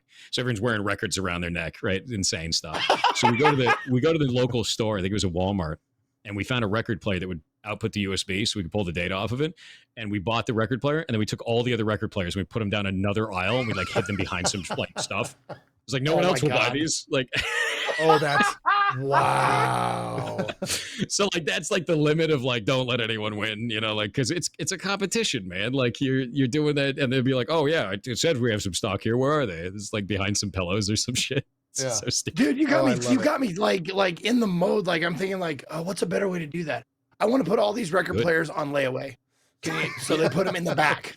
Yeah, dude. Yeah. So you pay a fraction of the price to have them put them in the back, so no one else can get them. Or you just put them behind, housewares. That's true. There you go. You can do that too. Absolutely. Yeah. Let me ask you a question. Or buy them all and sell them to your teammates or sell them to everyone else. Make a little bit more money. Look at this. True. Look at this guy. The cost is your the grift. passwords. That's right. The grift, dude. There you Sell go. them to your No, I team's ahead by sold you- 5 hours. I sold you the 10,000% record markup, dude. player, but not the stylus. I said I was going to sell you a record player. That's right. That's true. A lot of There ways. you go. Unfortunately, we don't have a USB cable for it either, so that's on you. Yeah, sorry. Unfortunate. Those are extra. We're going to Defcon. Drop frames hits Defcon. You Let's should. get it to- You guys actually should. if you I think wanna- it's one of those things where, like, I would be terrified to go, man. I'd like full That's the honesty. point. I would be so terrified. do you know why you'd be terrified? Because you don't know what's possible yet. Oh, But by going, 100%. you find out. Yeah, By that's going, true, you I find out, guess. and it becomes way less scary and way more interesting. The whole world opens up, Yeah. and you start looking at things like not as, man, I wonder what's possible. Of like, oh man, someone could hoodwink me. It's like, oh man, I wonder what's possible. What can I try? And that's the kind of shift that ends up happening. Yeah. I will definitely go to Defcon when they make with a Thor safety blanket. That's like going how to I Yeah. Okay. Can I just like hang going- out? Yeah, on Guys, your you're no, just this a is bunch where of- we like backpack on Thor. We just I just like, need you to stick next point at him. things and tell me if I should be scared of them. Yeah, no, you should always be a little bit scared. It's a convention of 30,000 plus hackers, but like, don't be so scared that you're like, I'm not going to go to that. Like, you learn so much. You learn so much. And one of the things I always do for people is whenever I have friends over, I teach them how to lockpick. It's like a big thing that I really like to do. So I've got an example of this here. It's a clear lock. So by teaching you how these work, you can physically see while they're trying to like pick the lock on these, you can see how the lock works, how all the little pins in that work, and how it unlocks. And then they can physically watch that. And then when they're picking locks for the first time, it gives them a very good visual understanding of what they feel. And then they can go forward on that. So like that's like a pretty common thing that I do is like, hey, I'm going to teach you how to pick some locks when you come over. It's pretty normal. And Defcon's the same way. It works the same way. You want to learn some cool shit? Talk to some people, and go to those villages and learn it. Yeah. Very open for that. Awesome place. Very cool. Could not I recommend just want to it. go there with you and be like, yeah, Spike. Yeah, we can do some social engineering, Spike. Yeah. Hell yeah, man. Yeah. No, I just have another general question for you. Like, has learning how the world actually works, or this particular part of the world actually works, has it made you more of a paranoid person, or no? I think it refined the paranoia into something that's reasonable. It's very easy to kind of go off the deep end when you don't know how things work and be like, I'm going to be paranoid about everything. I don't know what people could do. They could do anything. They could turn me inside out, right? Like whatever the hell it's going to be, right? And then when you start learning stuff about it, you're like, no, that's not possible in that way. And you see posts on social media and people are freaking out about stuff that's just not true, and you're like, no, that's bullshit. That piece is bullshit because I know how the system works and I know that it can't be done that way, and that's kind of the direction that goes. So you become paranoid in the right ways about the things that actually matter instead of just spending all your time spinning your wheels on shit that's irrelevant, and that's kind of how I felt about it over the years. And I think it's a healthier move, honestly. You can never go wrong with learning shit. Never, ever at all. Yeah. I would think most of that paranoia, at least for someone like me, would just turn into anxiety. So the more that you know how things actually work, the less anxious you would hopefully be, I guess, with all of that. Yeah. Yeah, no, I super agree with that, man. Like you learn stuff and you become less anxious in a toxic way. Yeah. More anxious in a, oh, I need to fix that kind of way. Like I'll give you a really fun one, right? How many of you guys have used the 8-digit PIN for devices in your house from your, like I'm going to say never, router? Thor. That's my answer. Have any of you guys used that, the 8-digit PIN? Yeah, get your pin for what now? Yeah, what are you talking with about? your router. So you ever get a device hooked up and you hook it up with the 8-digit PIN code? The like a default new code. device? Yeah, No, not default code. Like a secondary device. You'll have like a music box or anything like that. You go use the pin. You go type it in. WPS stuff. Yeah, it's like if you're saying like if you want to hook up like a some printer. sort of things, printer, apparently. then it connects to whatever, and it's like enter the thing shown on blah blah blah. So- then you type that in. Oh then yeah, the like when you're the doing two Bluetooth, devices confirm the communicate. codes. Yeah, okay. That's what you're Yeah, saying, so right? Yeah. Yeah, WPS pins. So the thing that's really interesting about this is people. It's an 8-digit pin that it gives to you, and the thing that's really interesting is it's not actually an 8-digit pin. You'd expect it to be an 8-digit pin. You'd expect it to be a randomized set of numbers that is 8 digits long, which means it takes a long time to brute force. It's not. It's 2 4-digit numbers that are authenticated individually.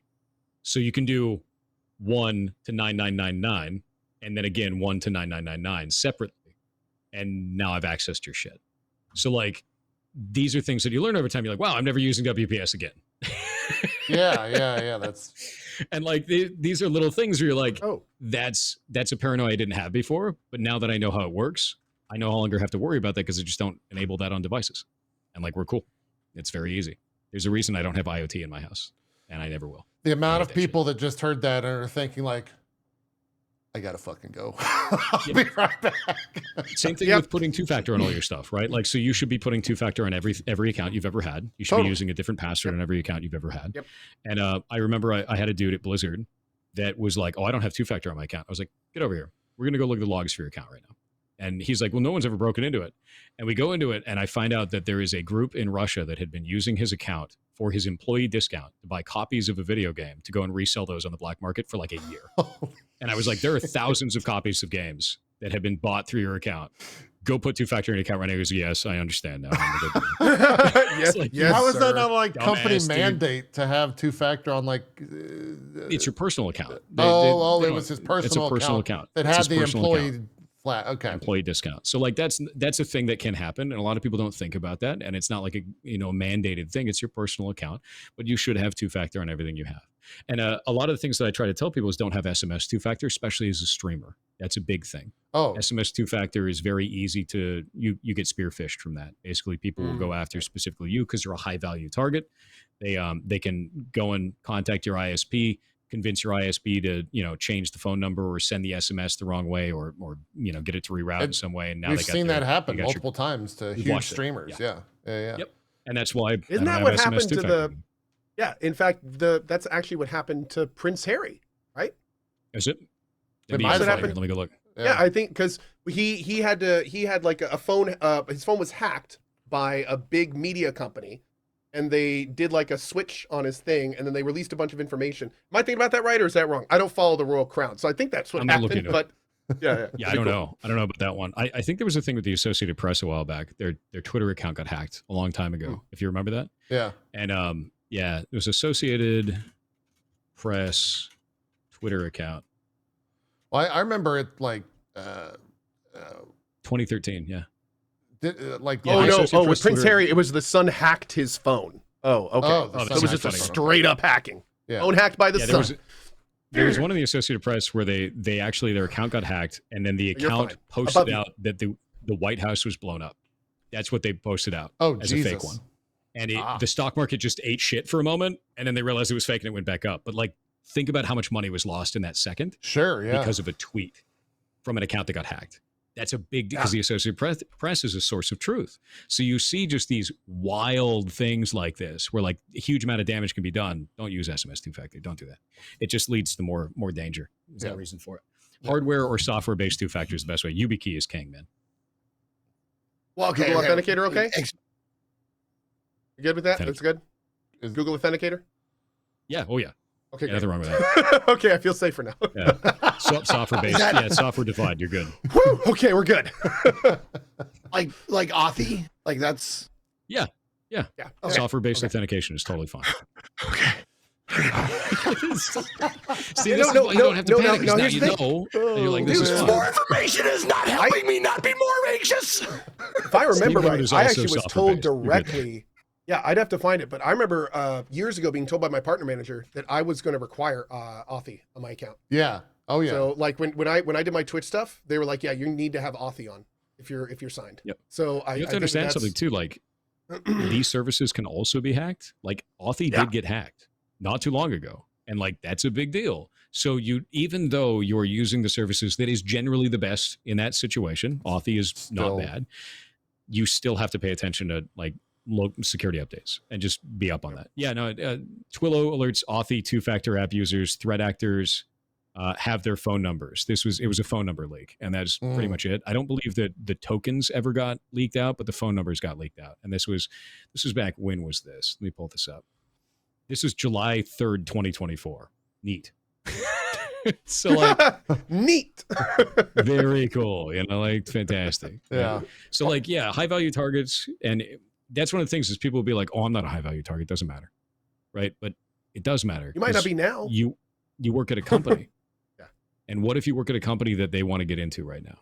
Look at what happened to Target all those years ago. They had like 300 million credit cards that got stolen all at once through a HVAC company, which is like a secondary company. It was a supply chain thing, man. Interesting. So like, you get situations like that where it's like you just think you're a normal dude working a 9-to-5 job, just like, whatever it is, and then suddenly you're the highest value target because you have access to something that's just a little bit more that they need to change something. So, and now you don't have that job. Yeah. But yeah, be sure to 2-factor on everything, man. It's a mandatory requirement for all of our employees is 2-factor on everything. They have to have it. Yeah. I'm always shocked whenever a streamer's like, oh, let me just log in real quick. And they just type their password, and then they're logged in, and I'm, what? No. Fucking, you don't have scare you out a little bit. 1Pass or like Authy or LastPass or anything. It's like, no, man, why would I need that? I'm just a streamer. It's like, oh, you don't want someone to, like, yeah. This is on July 3rd. The post is on July 3rd, guys. It's from The Verge for this one. Yeah. And this kind of stuff happens all the time. It's July 4th and July 3rd. It exposed 33 million users' phone numbers. Twilio confirmed. Yeah. Whoops. Kind of how it is. Would you say that 2-factor is like rare, or is it like where would you? I have no idea the number of people, like the percentage of people that actually use it on stuff. So I got some metrics from that because Blizzard used to give away like pets, combat pets, right? Yeah. If you had 2-factor on your account. And the reason they did that is because it saved them a shitload of money if you use 2-factor. Because the account takeovers from people who have no 2-factor on were just immense. It was all the time. And that costs money for customer support because you have to call in to get your account back. Right. And that is time from an employee that has to be paid to handle that for you. It's a whole process. So the company actually loses money if you don't have 2-factor in your account. So they try to incentivize this. You see this all the time.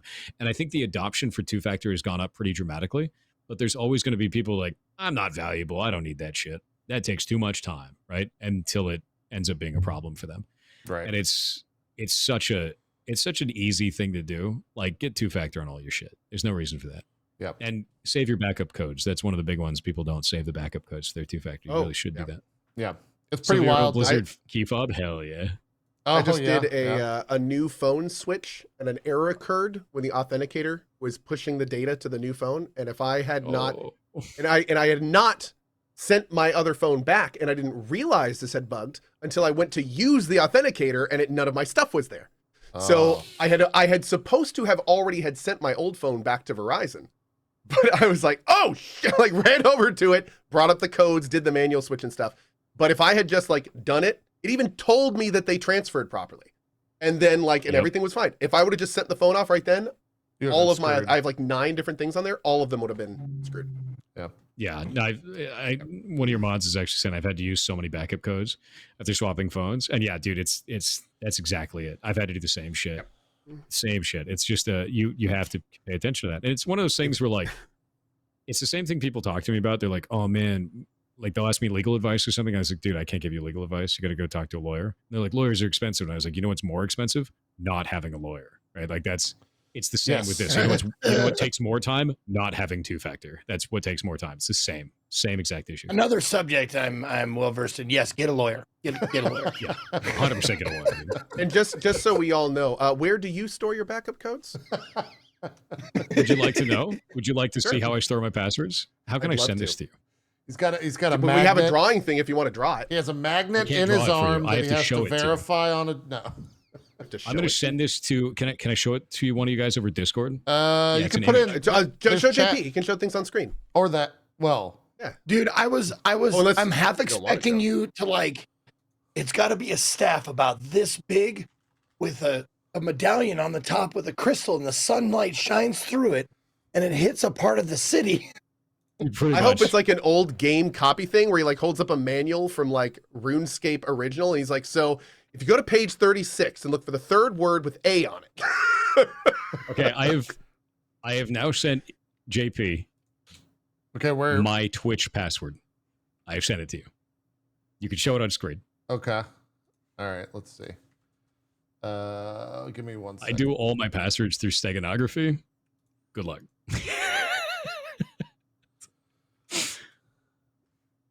I store all my passwords with images like this that associate with the service that I'm using. So this is actually my Twitch password. I show this to chat all the time. They're like, "Oh, how do you store your passwords?" I was like, "Don't do what I'm doing." I am a puzzle mutant. I love setting up things that are stupid and over the top for no reason because it's funny to me, and this is how I store my passwords. You know, I should have assumed you were an Aquatine fan. Yeah, that's true. I should have thought about this. I'm going to need you to take the meat bridge. I guess I'll have to watch that entire show again, Co. Thanks for the reminder. That's just messed up, really. Yeah. It's pretty good. It's pretty good. Yeah. I'll give you my Facebook password too. You can have that one as well. Not your Facebook password. No one there's wants my that. Facebook password. Enjoy that. It's a good one. Oh God. I love the internet, dude. There you go. Now you said it's there it is. See, now what Thor's actually done is gotten me to run some fucking images on my PC. Now he's gonna take everything. Yep, I was gonna over, say you just got hacked, bro. shit. Look at that! Look at that! Y'all just witnessed some social engineering. Oh my God, he's got my one pass and my Google You News extensions of a file. Do you have hidden extensions turned on? Because Yeah. Oh God, what has he you might done? want to check. Yeah, I'm screwed. JP, you just got involved in a land war in Asia. One of the classic I ones, know. bro. Like, I know. Classic blood. terrible. Jesus. Classic. So funny. Jesus. Classic. I can't believe Pirate the new is in host his dropped name, frames. man. Pirate is in his That's right. name. I can't believe I own this new drop frames thing. How did that happen? That's true. What happened? He's got everything. It's a wholly owned subsidiary of Pirate.com. Yeah, exactly. All right. Well, I mean, I guess we could talk about video games and news and stuff like that. Not to mention there's like, we are aware, at least I am, I don't know if the three of them are, of a major world event that just occurred. Yeah. We're not going to talk about it. We can talk at length about that if you want to. Oh no. Yeah. Oh, did I miss something? Oh no. Yes. But we won't speak about it on this show. I'm sure there's many places where you can go and learn and read and break all that. There are so many world events happening at the same time. You could be talking about any of them. That's true. Everyone's like, which one, JP? Which world event are you specifically talking about? As a millennial, I'm kind of sick of living through world events. I'd like to slow down and just pump the brakes a bit. You and me both. Oh, thank God. Never mind. Sorry. Okay. Yes. Yeah. Here. Sorry. Hold on. I can sum this whole thing up.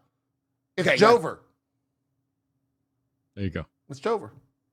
Okay. There you go. It's Jover.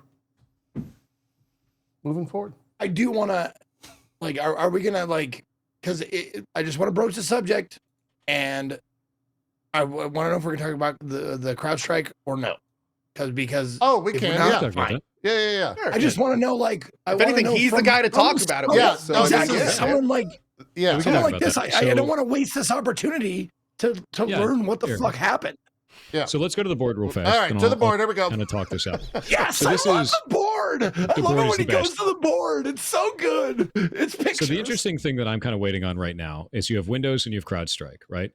Initially, I believe that CrowdStrike is at fault for this. And the reason why is because CrowdStrike pushed an update and then everything broke in Windows because this update was in place only for CrowdStrike related machines. But it's not that simple. Windows pushed an update and CrowdStrike pushed an update and everything was fine. And apparently Windows has then pushed another update and then everything broke. Now, the interesting part about this is that the machines were fine initially under this configuration, and Windows changing that configuration caused this problem to occur, which then leads into a really weird legal territory, which is whose fault is this? Is it Windows' fault because they changed that configuration? Should they have changed that configuration? Or is it CrowdStrike's fault because it caused the systems to die under that configuration that wasn't the initial one that they pushed that update on? Usually, inside of the tech space, we would blame the individualized program, not the operating system. The operating system would not be at fault here. But legally speaking, we don't know. Something like this hasn't really happened. And the scale of this is so immense. It's terrifying. You have over 8 million machines that have been just actually knocked out. Airports around the world got knocked out. Medical systems around the world got knocked out. Banks around the world got knocked out. Some of them haven't recovered yet. Yeah. Did they confirm? I remember at one point they were talking about needing to confirm if there were any deaths related to this due to medical problems. Yeah, I heard about guarantee there's going to be deaths. There's no way around it. And it's not even a need for confirmation because you had 911 services knocked out in some countries. Oh yeah, yeah, good point. Absolutely, that's it. You know, the moment you have 911, you have emergency services down for hours, it's over, right? And like, I've even got a message from a buddy of mine here. Let me go pull this up. Let me find it fast. Someone in my chat just said we had to cancel all of the heart surgeries and caths at our hospital because of this. Jeez. There were people in my community that were talking about how their family members couldn't go and get medical treatment like they normally do. Wow. And ones that were like, this is medical treatment that I have to go to every week, and it had to get delayed. Yeah, they were turning people like dialysis away and stuff. I'm sure. Yeah. Oh man, they were just having to turn people away at hospitals, children's hospitals, everywhere. Because so the TLDR is a head has to roll for this. Like they can't just something has to be done. Push it away. Yeah. And not only that, this isn't going to be a one-day thing. This is going to be months. Because there's going to be machines that are not recoverable because the secondary 1-2 punch of this, some of these were encrypted machines.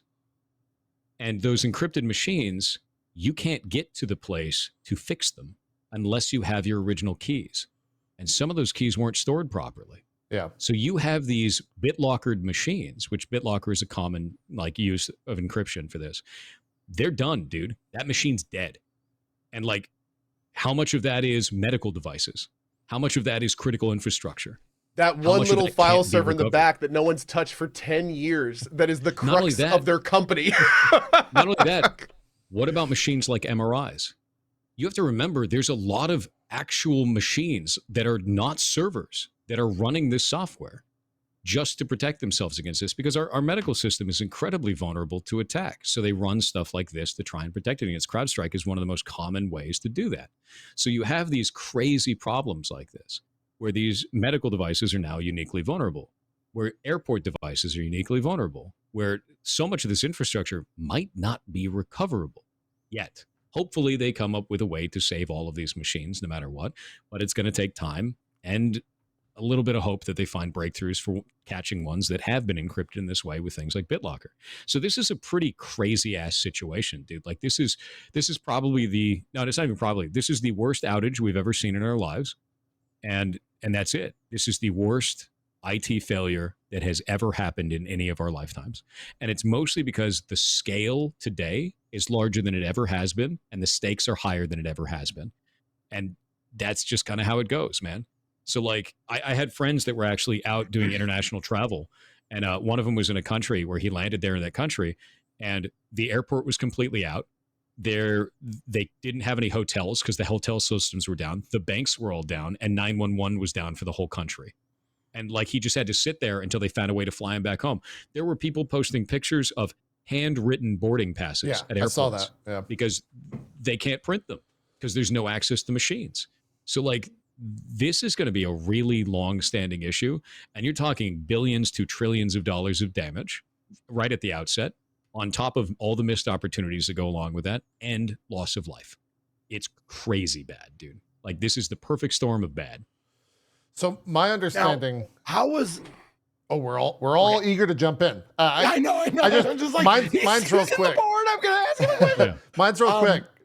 My understanding is that the only way to fix all these is that none of it can be done digitally, and all has to be done in person, because all the machines it's all kernel level shit. Yep. Is that true? That depends on the way if it's it works encrypted, is right? Well, two things. So number one, it goes into what is called a boot loop, where you go and load it up. Yeah. And then it goes back to the beginning. You go and load up, it goes back to the beginning. You can't do this remotely for those machines. You have to go to each and every machine manually. Right. IT people right now are goddamn superheroes, and they're treated like garbage. like 100%. They have some of the worst jobs that are out there. I've seen horror stories from people that don't understand the IT space that are just treating their workers like shit, and the IT people are stressed out to hell. They have like 72-hour work shifts right now. Like, it's awful. And if you're getting treated like that by a business, quit. Don't let them do that to you. That is not worth it, man. You are a valuable human being, and that is awful, especially in a crisis like this. That is a horrible ass place to be, and they should never treat anyone like that. You are there to save their ass, nothing else, right? Yeah. So this is awful to watch, and it's just this boot loop over and over again. So they have to go to every machine. If it's got BitLocker on it, they have to go and find the encryption key that they had, the backup keys for that, and then go manually put it into every single one of those machines during this process, and then go in and change a .sys file specifically in the drivers folder for CrowdStrike for this issue to stop. And it's very manual, and it sucks. Now imagine doing that to 1,000 machines. Imagine doing that to 5,000 machines. Imagine doing that globally to 8 million machines. And some of these organizations have 2 to 3 IT people. 2,000 plus employees of machines. No way. That's insane. And this is, you can look on Twitter and see this playing out over and over and over again with all of these people dealing with this nightmare. And it's insane to watch, dude. And now then you take that and you look at the medical system. How quickly is that going to recover before people start dying to stuff like we were talking about? You can't get dialysis. Can't get your prescription drugs. Can't do the normal stuff that you need to. Can't go into surgery. You know, like this is wild stuff, man. Like, we've never seen anything like this. And it's not even an attack. That's the thing that's crazy about it. It's not a targeted attack. It's a mistake. Yeah, so they've had to say that so many times on the news. This isn't a cyber attack. This isn't a cyber attack. Exactly. But it looks like one. So this is, which actually brings me to my question of failure. Yeah. What, how preventable was this? Oh, completely. That's the part we don't know yet, right? And that needs you don't think it's investigation. Completely preventable? I don't know yet, because that's the thing is, why did Windows push that update for that settings update? Why did CrowdStrike have something that was unstable under any type of settings in there? But I mean, for the second part, I was going to say the second part, like Windows pushing an update that blue screen systems. Like I feel like I totally see where you're with this, and you're obviously way more advanced on this than me. From a layman's perspective, though, I feel like, isn't this all on Microsoft? For the fact that like it worked and then they pushed a new configuration without testing it properly? So here's the thing. Why would they test it under specific configurations with CrowdStrike? Because CrowdStrike's on their system? It's not base operating systems. It's not Microsoft doing it. They could be a partner, but it doesn't matter. Why would you imagine doing a check for every possible software configuration on every machine? Would you do that for World of Warcraft? Would you do that for Twitch app? Would you do that for Diablo 4? Would you do that for Once Human? See where that goes? That gets wild. I was under the assumption, though, that CrowdStrike worked directly with Microsoft and was an enterprise partner. Is that not right? They definitely do. They definitely do. But here's the thing is, how do you check that across every one of those? I think there is definitely a failure here. I definitely think that there's a quality assurance failure. Does that mean that a QA staff member failed? No. It means that there's some kind of a process fail that's going on here. Is it preventable? I think after this it will be, but they didn't have the process in place. So I don't think under the current constraints it was preventable. I don't think it was, because it's a miss. Until you find a miss like that, as awful as this miss is, they likely didn't realize that there needed to be a process improvement to prevent this in the future.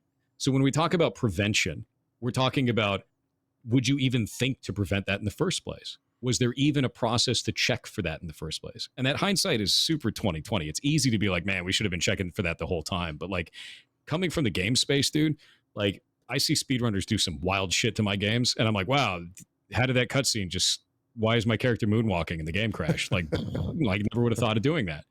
And sometimes the only way you can find that is from things like this. And we can hate it. We can be mad about it. But like, that's a really edge case situation. It's just a devastating one. So here, two quick follow-ups. So essentially it was a blind spot. Yeah. Oh, yeah. It was a blind spot. That's what it feels like to me. So that wouldn't hold up in court. No. What do you think is the next step from that? What I'm waiting for is I'm waiting for the courts to determine fault. I'm waiting for them to determine if it's CrowdStrike's fault because they introduced something that caused this to happen, or if it's Windows' fault because they did the configuration update afterwards. And the courts will decide that? It's always going to end up in court, man, because you're going to have all these lawsuits go through. And I think it's probably going to go from all the people suing CrowdStrike and suing Microsoft that we're probably going to find the end result of this. I don't think it's going to be a whodunit. I think it's going to be a who's liable, Well, because all and of these court cases are going to pile up. The funny part about this is not to get political, but now it's like the experts don't even need to weigh in. So it's like, oh, this is going to be fun. It's like the expert doesn't know, but the courts are going to decide. I mean, that's the thing that's really interesting about this is it's all down to how do we assign blame? And that's going to take investigation time. I think there's going to be a lot of people that make a lot of takes of like, it's definitely this is the smoking gun. And it's like, no, dude, I don't think you can do that. I don't think it's appropriate to do that because we don't know enough about the scenario. We're learning new information. This is the early days of this. It's like, imagine walking into a murder scene and being like, they did it. Well, how do you know? It's a gut feeling. Like, and then I love that as you say that, someone in chat goes, Microsoft is 100%. It's like, oh. Yeah, I mean, like, that's the problem there, right? Like, so like you have to determine all of the facts and information first to determine why did Microsoft push the update? Why did like CrowdStrike push their update in that case? Why was there not enough, checks in place on the quality assurance side? Where does this blame lie? Why did this happen? And on top of it, how did this happen? Like spread out to all of these different locations. There's so many pieces there. And on top of it, why did Windows not gracefully detect that this was an issue with a driver? Why weren't there checks in place for driver related stuff without blue screening? There's so seeing many that pieces file here. name was like what? Like, that file name is normal. There's nothing wrong with that is normal. Okay. That's because the article I said that the file was like something. It was just a normal, like ridiculous, like clerical error is what it was. It was what it was claiming. So there's people claiming that right now. There's also a guy that was claiming that it was actually like nulled out. The whole file was, and that's what caused the problem. But I believe there was actually a thing. Let me go find this where CrowdStrike themselves put out a breakdown of what the whole issue was. Oh, and how it's and they did that. What I think actually happened late last night, and I haven't had a chance to read it yet. Huh. Well, somebody asked the question, could it be that both companies are at fault? Could be.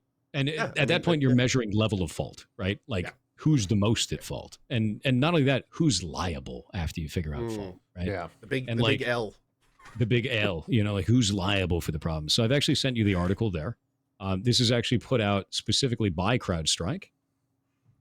So this is their take on the whole situation. Technical details, Falcon content update for Windows host, July 20th. So this came out yesterday. And they're like, what happened? Here's the impact, configuration file primer, all the technical details. This is the source of truth for the scenario now. It's and this is the thing that I'm really interested in.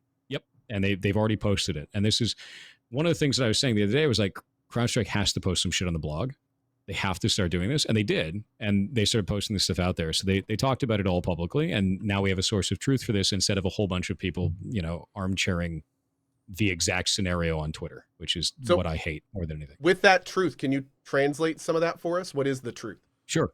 So let's go look at this. We've got what happened. We already know what happened. We've seen the whole damn thing. The impact, we know the impact. The world's on fire a little bit. But then we've got this configuration file primer. So the configuration files mentioned above are referred to as channel files and are part of the behavioral protection mechanisms used by Falcon Sensor. So this is actually the driver file that they had in there. Updates to channel files are a normal part of the sensor's operation and occur several times a day in response to novel tactics, techniques, and procedures discovered by CrowdStrike.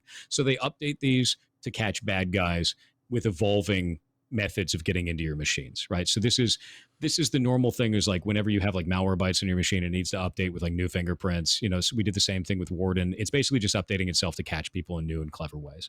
This is not a new process. The architecture has been in place since Falcon's inception. Technical details. On Windows system, channel files reside in the following directory. So that's a Windows System 32 drivers CrowdStrike. So it's in that drivers folder we were talking about. File name starts with a C dash. Each channel file is assigned a number as a unique identifier. The impacted channel file is in this event is 291. And we'll have a file name that starts with C and then all the zeros 291 dash and ends with the .sys extension.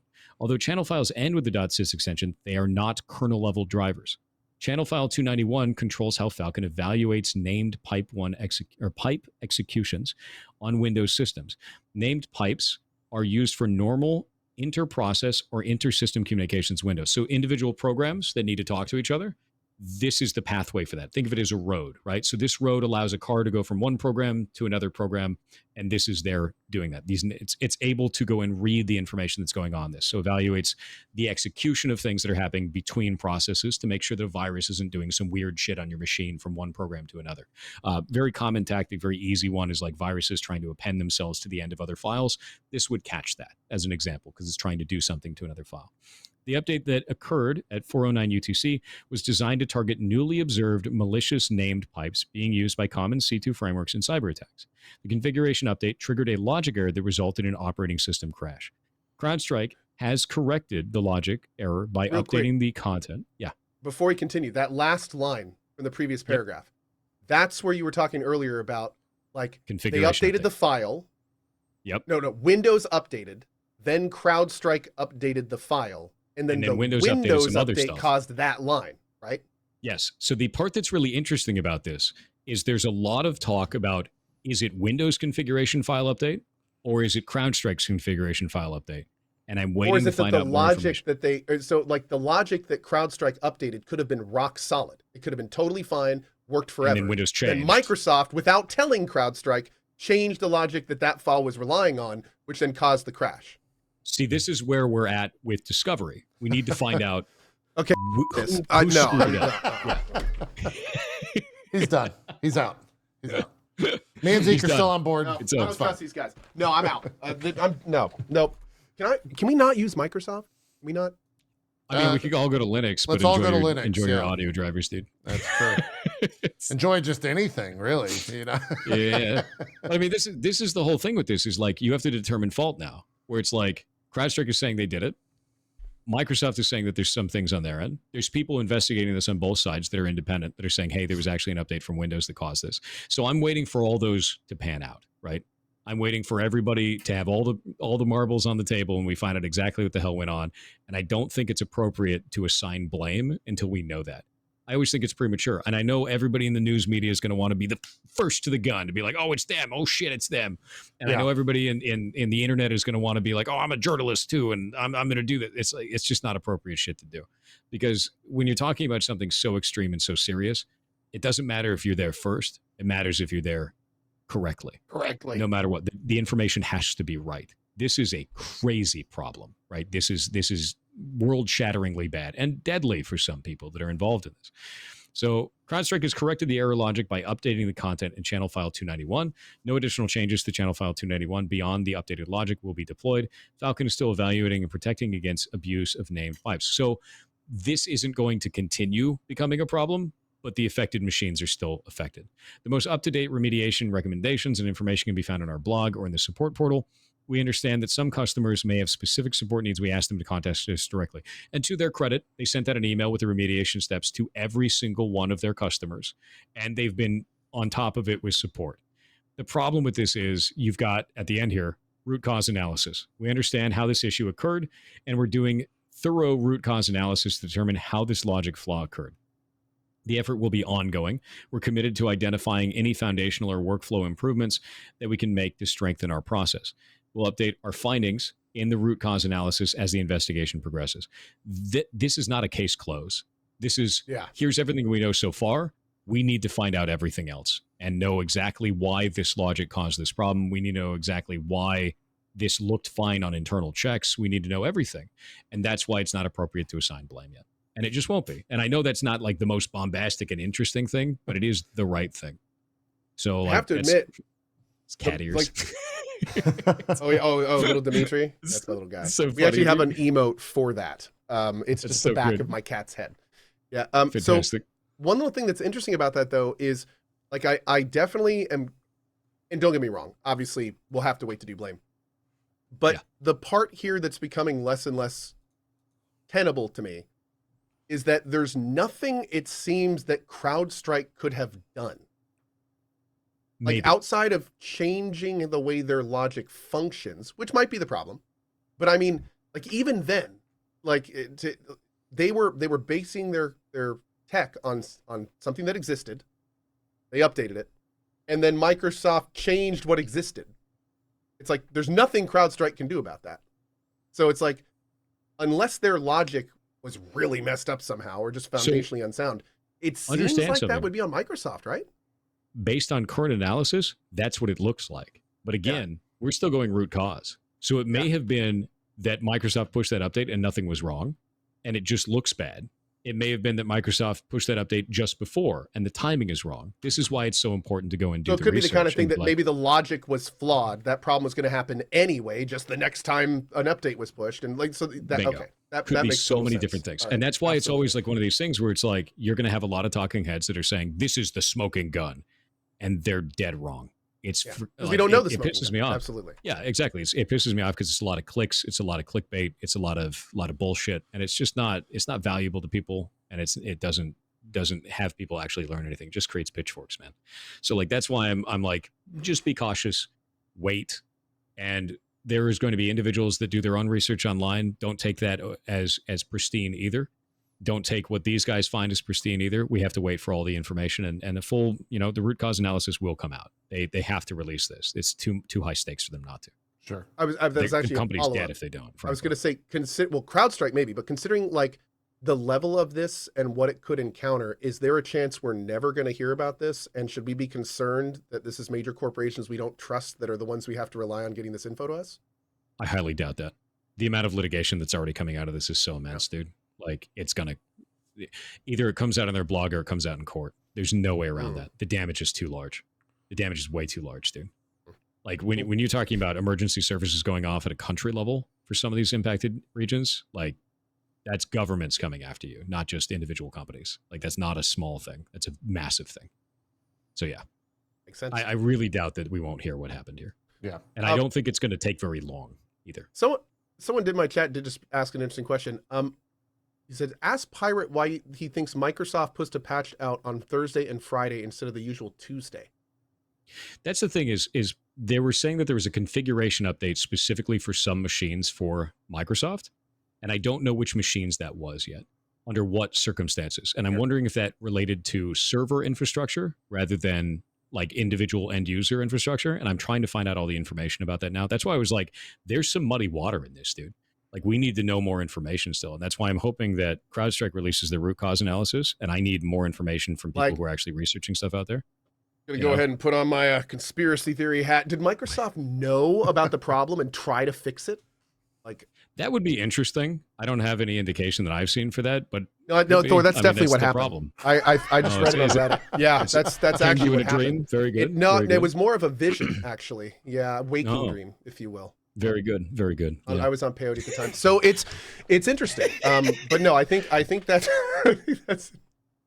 no. It sounds like that Rick and Morty bit where he's like, "Did you just erroneously flip the first switch, and then flip the second switch, and then repair it by trying to flip the first switch that you flipped wrong back up?" Is that what happened just now? Because I think I heard that. Yeah, exactly. Yeah. It's. I think the biggest thing that is the takeaway for me is it is too early to assign blame. The internet wants blame assigned. They always want that. And I don't think it makes sense to do that yet. It is let's wait for a minute.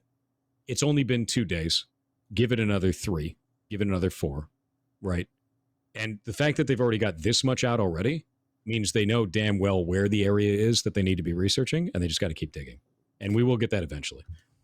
Yeah. So now that we've established it's completely Microsoft's fault, one thing that's a little confusing to me that I'd love your comments on is, why did the CrowdStrike update screw up Linux machines? As far as I know, it didn't. Thor? Did you see that? Well, you said it was all Microsoft, so what now? Oh! Is that where we're going now? We're like, why did it screw up? I'm pretty sure that's what happened. I mean, look, you're the guy that charges people for demos, so I mean, we just got to go. That's true. That is true. Yeah, the demo is free, by the way. No matter what the goblins say to you, I swear to God. Good Lord. Good Lord. All right, hey, we got an hour left. How do you come up with this? Real quick, someone from my chat said, please thank PirateSoftware for his argument here or his explanation here, so I can have this conversation with my boss. So yeah, I think it's incredibly important to understand. Like a lot of managers right now will not understand the stress that this puts on IT. That is the biggest problem right now. The IT people that are working in that industry are goddamn heroes for a lot of these companies right now, and they won't be treated as such. So that's a Well, really they'll big, probably be and yelled I think at. the Why, other thing for me why is, doesn't it work? Right? Like that's what. yeah, that's what's exactly. Why doesn't it work? Fix it. You know, Yeah. you fix the printer Oh, too. dude. You know, that kind of shit. Yeah. But I think the biggest thing, the biggest takeaway for me that makes me happy about it is there's no furry convention happening right now, which means most of IT is at least not on vacation. So that's Excellent. good. That's a big one. Yeah. So Yep. we've got that. That's good. Is this something that someone with a precursory knowledge, and I'm using myself as an example, like if you laid out my computer knowledge, like my computer savvy from on a scale of 1 to 10, I put myself up around a 4. So I'm not terrible, but I'm not even average for people that are in computers. Is this something that an average computer savvy person could fix themselves? No. And you likely wouldn't have to. Crowdstrike isn't going to be on normal users' computers. This is a corporate thing. It's a corporate thing. Okay. Crowdstrike is very expensive. It is security software that is basically obtained by major companies and governments to protect their systems. This is not like a normal average person is going to have runoff effects where all the businesses they go to or services they try to access don't work, but their home machine it doesn't matter. They'll never know. Okay. Yep. All right, final hour. Let's talk video game news. There has been a little bit of stuff, as well as some different announcements this past week from folks like Warframe and Path of Exile and all that stuff. But perhaps maybe most important at a industry level, Bethesda game studios have their workers have unionized. And this is not the same as the QA union. It is a wall-to-wall, according to Stephen Totillo, 241 developers, including artists, engineers, programmers, and designers. And they say that Microsoft has recognized the union. So let's fucking go. I hope this is something that starts to spread. I mean, it kind of already has. Like, this is a result, I think, of the union spreading. I hope it continues to spread. If it can kind of like take over the rest of Xbox, starting with Bethesda, and work its way across the rest of the other companies, and then to the rest of the industry, that'd be great. But who knows? It might also just be a test case, and we're going to wait a couple months/years to see how it goes. Really? Yeah, I've actually sent you their announcement post on Twitter. You got that there? On Twitter? Yeah. Mm-hmm. Cool. This is one. Oh, so the name of the union is one. Is it One Bethesda Game Studios? One BGS _ USA. Yeah. Let me pull it up, and then I can read it here. It's funny that they went through a Twitter thread for this, but sure, why not? I'm really interested in this because we haven't seen it at this scale before. This is going to either kind of catalyze the movement going forward to unionize in the games industry, or if it fails, which I hope it doesn't, it will be they weren't able to pull it off. And I think it's going to put a dampener on a lot of other people. You've got a flashpoint moment here, a really, really big flashpoint moment. And my hope is that it's done correctly, that they're able to get bargaining power this way, because to be real with you, as a senior red team specialist, the highest level of security you could have, I was paid 33% of industry standard for my position working in the games industry. It is horrifically underpaid compared to other companies doing the same jobs. And this is across the board for things like QA as well, like this for engineers. It is like this everywhere. If you work in software, you make more money than if you work the same job in games. And it's the same for any position you can get in games for any of these major companies. It's one of the reasons that I structured my game studio in the way that I did, the way that we actually handle this. I'll show you on the board. You can pull it up fast. The board. The board. Go to the board. Now, where did the board go? What did I do with the board? Oh shit! You lose it? Lost it. You lost the board. I lost the board. I can message it to you. Oh wait, found it. Okay, I've got the board again. Okay. So like one of the things that we did for this is this is like every time Pee Wee goes to the magic screen, I just like yay. Yeah. So of 100% of the money that comes down from Steam for our games, I actually take 50% of that. I give 25% to our artist, and I give 25% to our musician. I also give 100% of the OST to our musician. And when the art book is made, 100% of the art book will go to our artist. And of my 50%, I pay for all the software and the hardware that either of them ever need for any project that they need at all, whether that is in-house or otherwise. And I've been paying that way ever since the beginning. And it's funny because I remember our musician, when we first signed them on, they were like, I'll take 15%. That would be a lot for me. And I was like, no, you're getting 25, bud. Because I worked 7 years through the industry that treated me like shit and paid me terribly. And I wanted to try to build a business in a way where we could sustain the business off of this and pay people not like garbage.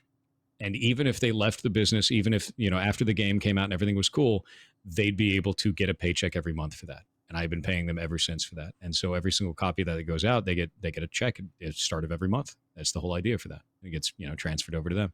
And I think that having a union gives bargaining power back to those workers instead of a corporate environment where you can't do these types of things, where this just doesn't work. Indie side, it's easier. Corporate environment is not so easy. Yeah. They go on to say in the Twitter, I think it's important to read this. As a democratic organization, we seek to empower the collective wishes of our studio workers. Having a safe, sustainable, and equitable work environment for all, having a proper seat at the discussion table allows us to turn those wishes into reality.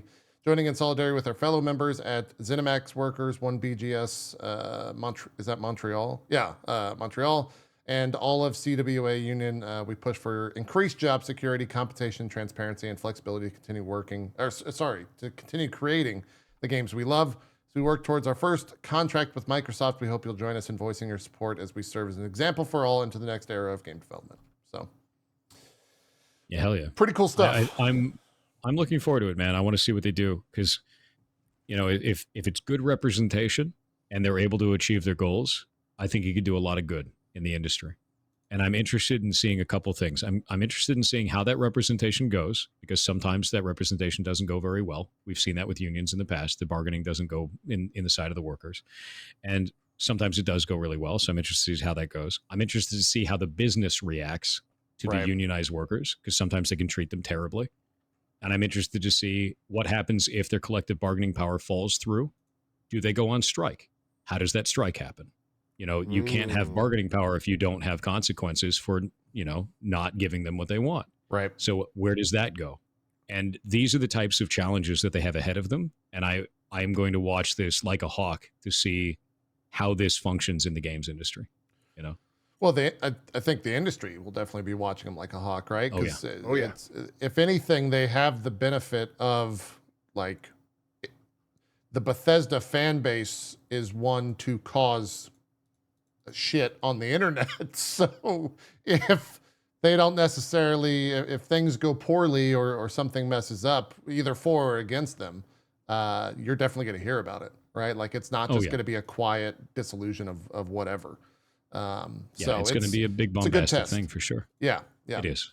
It's good stuff. We'll see where we're at, in the next, I guess, couple of months, if not years, with all of that. What else do we got? I didn't look in too much to this, but we talked about the Xbox Game Pass increase last week on the show. The FTC kind of came out and said something of it, but I don't think there's like any. It was more just like, we're upset. Right? Like that's all they didn't do anything. They were just like, cool. What are you doing, man? So they just didn't do anything with it at all. I don't think so. Yeah, right. It says IGN reports the Ninth Circuit Court of Appeals taking aim at the recent Xbox game price increase, saying that it vindicates the quote congressional design of preliminary halting mergers to full evaluate their likely competitive effects. So they're like looking at it. They're evaluating. Yeah, they're looking at it and they're like, it. Basically what they're doing is they're saying, I don't know if that's legal. We're going to find out. Yeah. I don't know if that's legal or not. You look like you're doing a monopoly over there. You might be doing a monopoly. I don't know. Yeah. And break. What about just a little one? Just a little. Just a little. Just a little bit of monopoly. Just a taste. You mean like Microsoft? Just a little bit of Microsoft as a treat? All right. Yes. They continue to write. It says the FTC filing describes the new standard tier, which is the base tier, as a quote degraded product, end quote, that withholds day one releases while still representing an increase over the original console Game Pass tier. So that is all like pretty true. There's not a lie detected there. They upped the price of the base and they took Yep. away day one releases. Yep. Product degradation, removing the most valuable games from Microsoft's new service, combined with price increases for existing users, is exactly the sort of consumer harm from the merger the FTC has alleged. The filing reads. It also notes that the price increase coincides with Call of Duty being added to the most expensive tier. So, I think Microsoft responded to that, but they didn't. They just said, "Nuh-uh." I mean, they're always going to say, Yeah.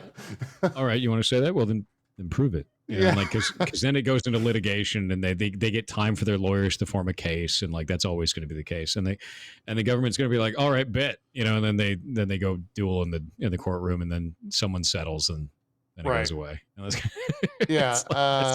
PC Gamer reports Microsoft responded to the FTC arguing that its Game Pass price hike is actually a good deal for gamers because the new cheapest tier includes multiplayer now.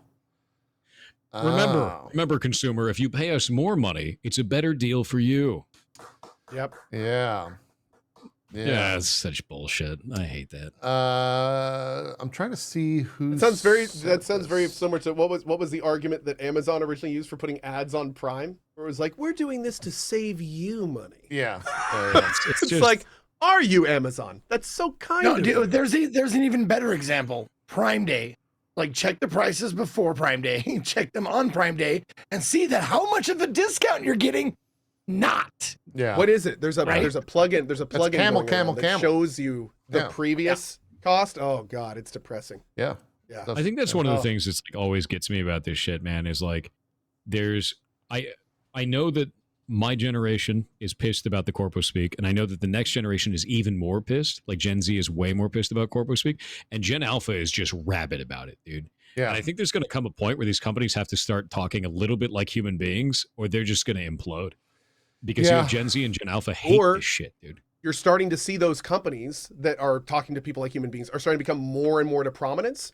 And it's going to be kind of like we're seeing in some of the aging political scenes where it's like the new politics are just so everywhere that the old politics are just kind of fading into the background silently and quietly. Yeah. So that could be our corporatism. Yeah. Immediately when you get the corpo speak, people just go, you're a piece of shit. Like you could even be saying it all completely correct. And they're like, you're a used car salesman. I hate you. Get out. Right. And like, you can see this play out on social media every day, and it's wild to watch. And that's why it's so important. Just be honest. Be like, we're raising the prices because we need more money because we're a business. Like, fine. I mean, like, I don't like that. It's so much better. Fair. Yep. You know, like, don't be so like, much better. We're raising prices because we want you to have a better experience and allows us to deliver you. Shut up. Like, shut up. No one believes that shit. You're dumb. Like, just say, I want money. I am a business. I want it. Fine. Has anyone ever come into your chat or come up to you personally without, like, they don't know who you are, you've never met before, but they use they call you bro? Like, immediately, I'm like, motherfucker, fuck you. I want to fight you right now. Bro, calm down. Calm down, bro. You son of a bitch. Oh, it's so funny, dude. I think the one that gets me, and I usually do this, the first chatter, last chatter thing, is usually when someone comes in and they go, bro, complaint. And like, that's their first message. And I was like, nah. Oh. Yeah, that's rough. That's it's always when I was like, I'm banning you for fun. You know, it's interesting how many things you will normally let slide. You don't if it's in a first time chat. Yeah. Oh yeah. Sometimes first impressions are everything. I agree. It's just kind of like if you're walking the line for the first thing you've said, I don't think this is a relationship I want to pursue.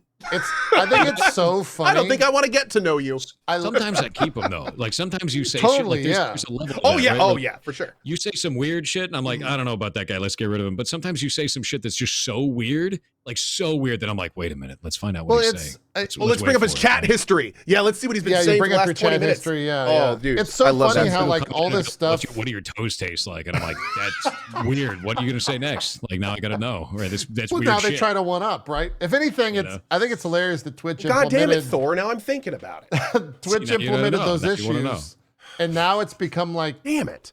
First time messages aren't like, they're never like, hey. Or hi. It's like I get a lot of really nice ones though. So like one of the things that a lot of people don't realize is people come to my chat and they say some really nice shit. And my moderators, they actually clip all of the ones that you guys say when they're really nice, and they put it into a channel on our Discord of just positive shit.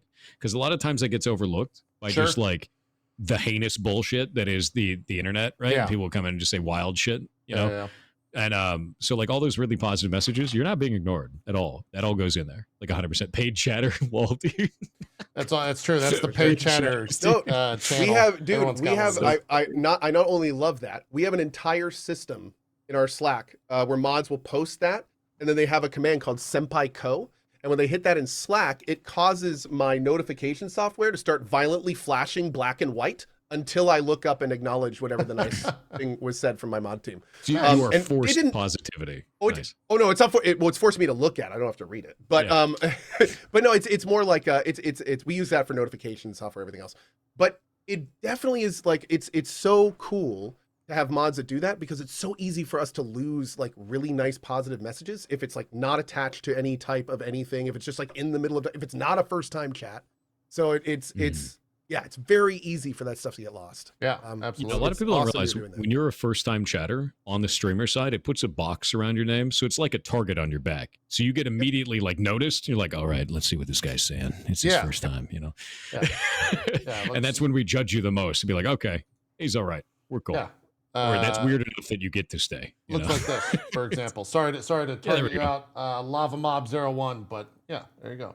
Oh, that's Have you actually seen a those great. positive messages? That's a great I can see question. them, Yeah. Yeah. No, can everyone? Oh no, I think he's, we don't I have it think in he's the public asking, channel? is it a public channel? No, we don't have a public channel there, and the reason why is we didn't want to put a target on them for people that are shitty. Because Smart. one of the things that we found really early on in our community, I've got a good story with this. There have been people that donate a shitload of money in the channel. And early on in my community, when we had like, I think we had 40 average viewers, we had some really nice people that funded basically everything. It was like 5 or 6 people. So actually wild. They believed in what I was doing and they funded the hell out of the stream and they were super awesome.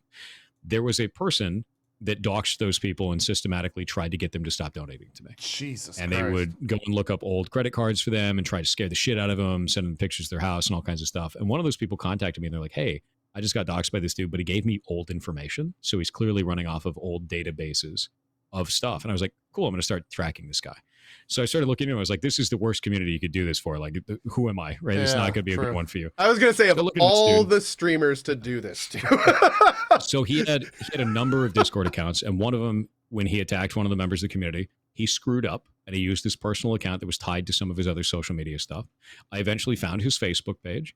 His Facebook page had his whole family tied to it, and his mom, she had posted her phone number on there for family members to have on a public post on her Facebook. So I called his mom. Oh my God, you did. Yeah.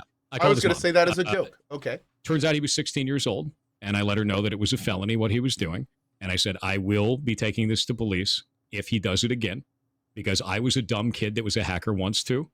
I would not like to do that because you get a permanent record on that shit, and it can be a serious problem for employment for the rest of your life. So I told her, I was like, go fix your kid because he needs that chance because he knows some really cool shit, but he's using it wrong. And we never saw him again. He just disappeared. So like, that's kind of how it went. Thor, you haven't seen him again yet. That's true. It's true. My This hope is kind of an arch you villain will story. get a message from him one day. I can't tell you if it's going to be good or bad. My hope is that he calmed his shit down and went off and kept learning about computers and just did it in a healthy way. Because I think there's a moment in young hackers where they're like, I can do anything. And there's a difference between I can do anything to I can do anything, so I should do it right.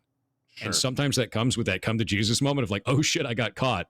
There's scarier fish out there. Right. And like they need that sort of a moment to kind of rein in the hubris. Need a reality check. Yeah, need a reality check. And I think there's a moment you can do that where you don't ruin the kid's life.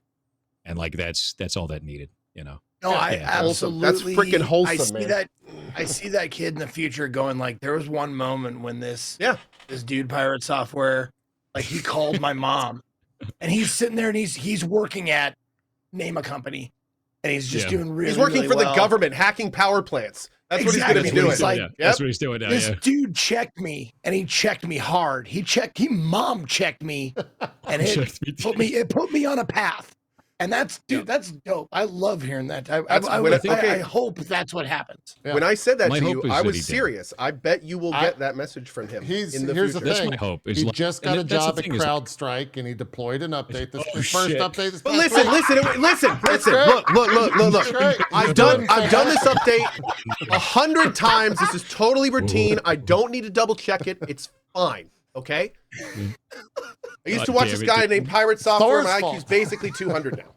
Oh God, no, dude! Don't put that evil at me. What if he was, dude? But no, that shit always gets me. You know what? No, actually, dumb kid. Well, he had your stream on the side monitor while he was doing the update, and in court, that's going to come out, and then they're going to be like, if he wasn't so entertaining, then maybe I would have done my job right. That's the real problem. He's going to point. So I want to let you guys know I'm going to disappear into the woods now. So okay, he's out. Probably smart. He's done. He's out of here. Eat it into oblivion. Let's drop some more fun stats. I like this stat was depressing to read. 2.2 million people were willing to pay to play college football 25 3 days early, and that amount that they paid was $100. Yep. So that's where we're at with that right now. I think it was also available on Game Pass, so I don't think it's a 1-to-1, 2.1 or 2.2 million people. But yeah, it's not just the Diablos for early access. It's also, the college football. You know what the worst part about this is, dude? Yeah. Eventually, one of these is going to come along where that deal outpaces the sales of the game. Yeah. Yeah. And what's going to happen when like corporate game dev figures that out? That's scary to think about. Yeah, I mean, we'll see you next time. Don't listen to the show, corporate game. I mean, like, don't get me wrong. I think we see bits of it, but I mean, I have sat down and with our stream at some of my cozy streams when I've been drinking, and we've gone over all the different interesting ways that games haven't been monetized yet. And if you really sit down and think about what you could have to pay for in the games, it gets real scary real fast, especially when you start equating it to other industries. Sure. What they have to pay for their content. So, like, I think it's bad right now. And what you just said is terrible, but I feel like it could be a lot worse. One of the stats that came out, which was really interesting, is you remember when Riot released the $500 skin? Yeah. For League of Legends? They sold 2,000 copies of that in South Korea in 4 hours. Right. That's $1 million in 4 hours. And that's a really high budget item. So when you're talking about, I'm already going to buy this game and I'm going to spend maybe $20 to $30 more and I get 3 extra days of access so I can be more competitive, there's a lot of people that just won't bat an eye at that, man. Because they've been waiting for that game. They want that game to come out. It's $20 more bucks. And I'm going to be real with you. That's a McDonald's trip now. Yeah. $20 is McDonald's now. If you get a full meal with like a soda and fries, that is like $18 to $20 now for one person. Yeah. So when we're talking about this kind of stuff, a lot of people see it like that. They're like, oh, that's just McDonald's, whatever, I can just get it. I don't give a shit. I get to play 3 days early. Awesome. That's done. So there's a point now where people don't care about that. The general internet discourse that's going on with this, where we find it to be disgusting, is largely irrelevant to the companies because we're the minority. Totally. And I get that. I understand that. It's not going to stop me saying it's shit because I think the business model is shit. I think it's disgusting. I think it's not something that I ever want to promote in our industry, and I refuse to be a part of it or do that for our games. But we're the minority. The general public doesn't care. And I think that is something that a lot of like hardcore gamers, a lot of online gamers don't realize that we are the minority in that vote.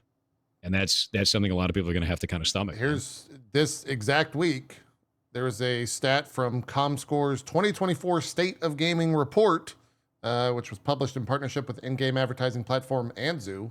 82% of U.S. gamers, so strictly in the U.S., made an in-game purchase in freemium titles in 2023. So that's where we're at. 82% of all gamers in U.S. purchase something in-game for freemium title.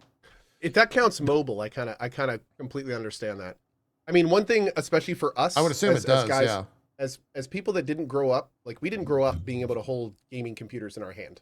Like I remember vividly beating Zelda before school in middle school And it was so awesome. Like I had friends crowded around my Game Boy because of how cool it was. This is the black and white one.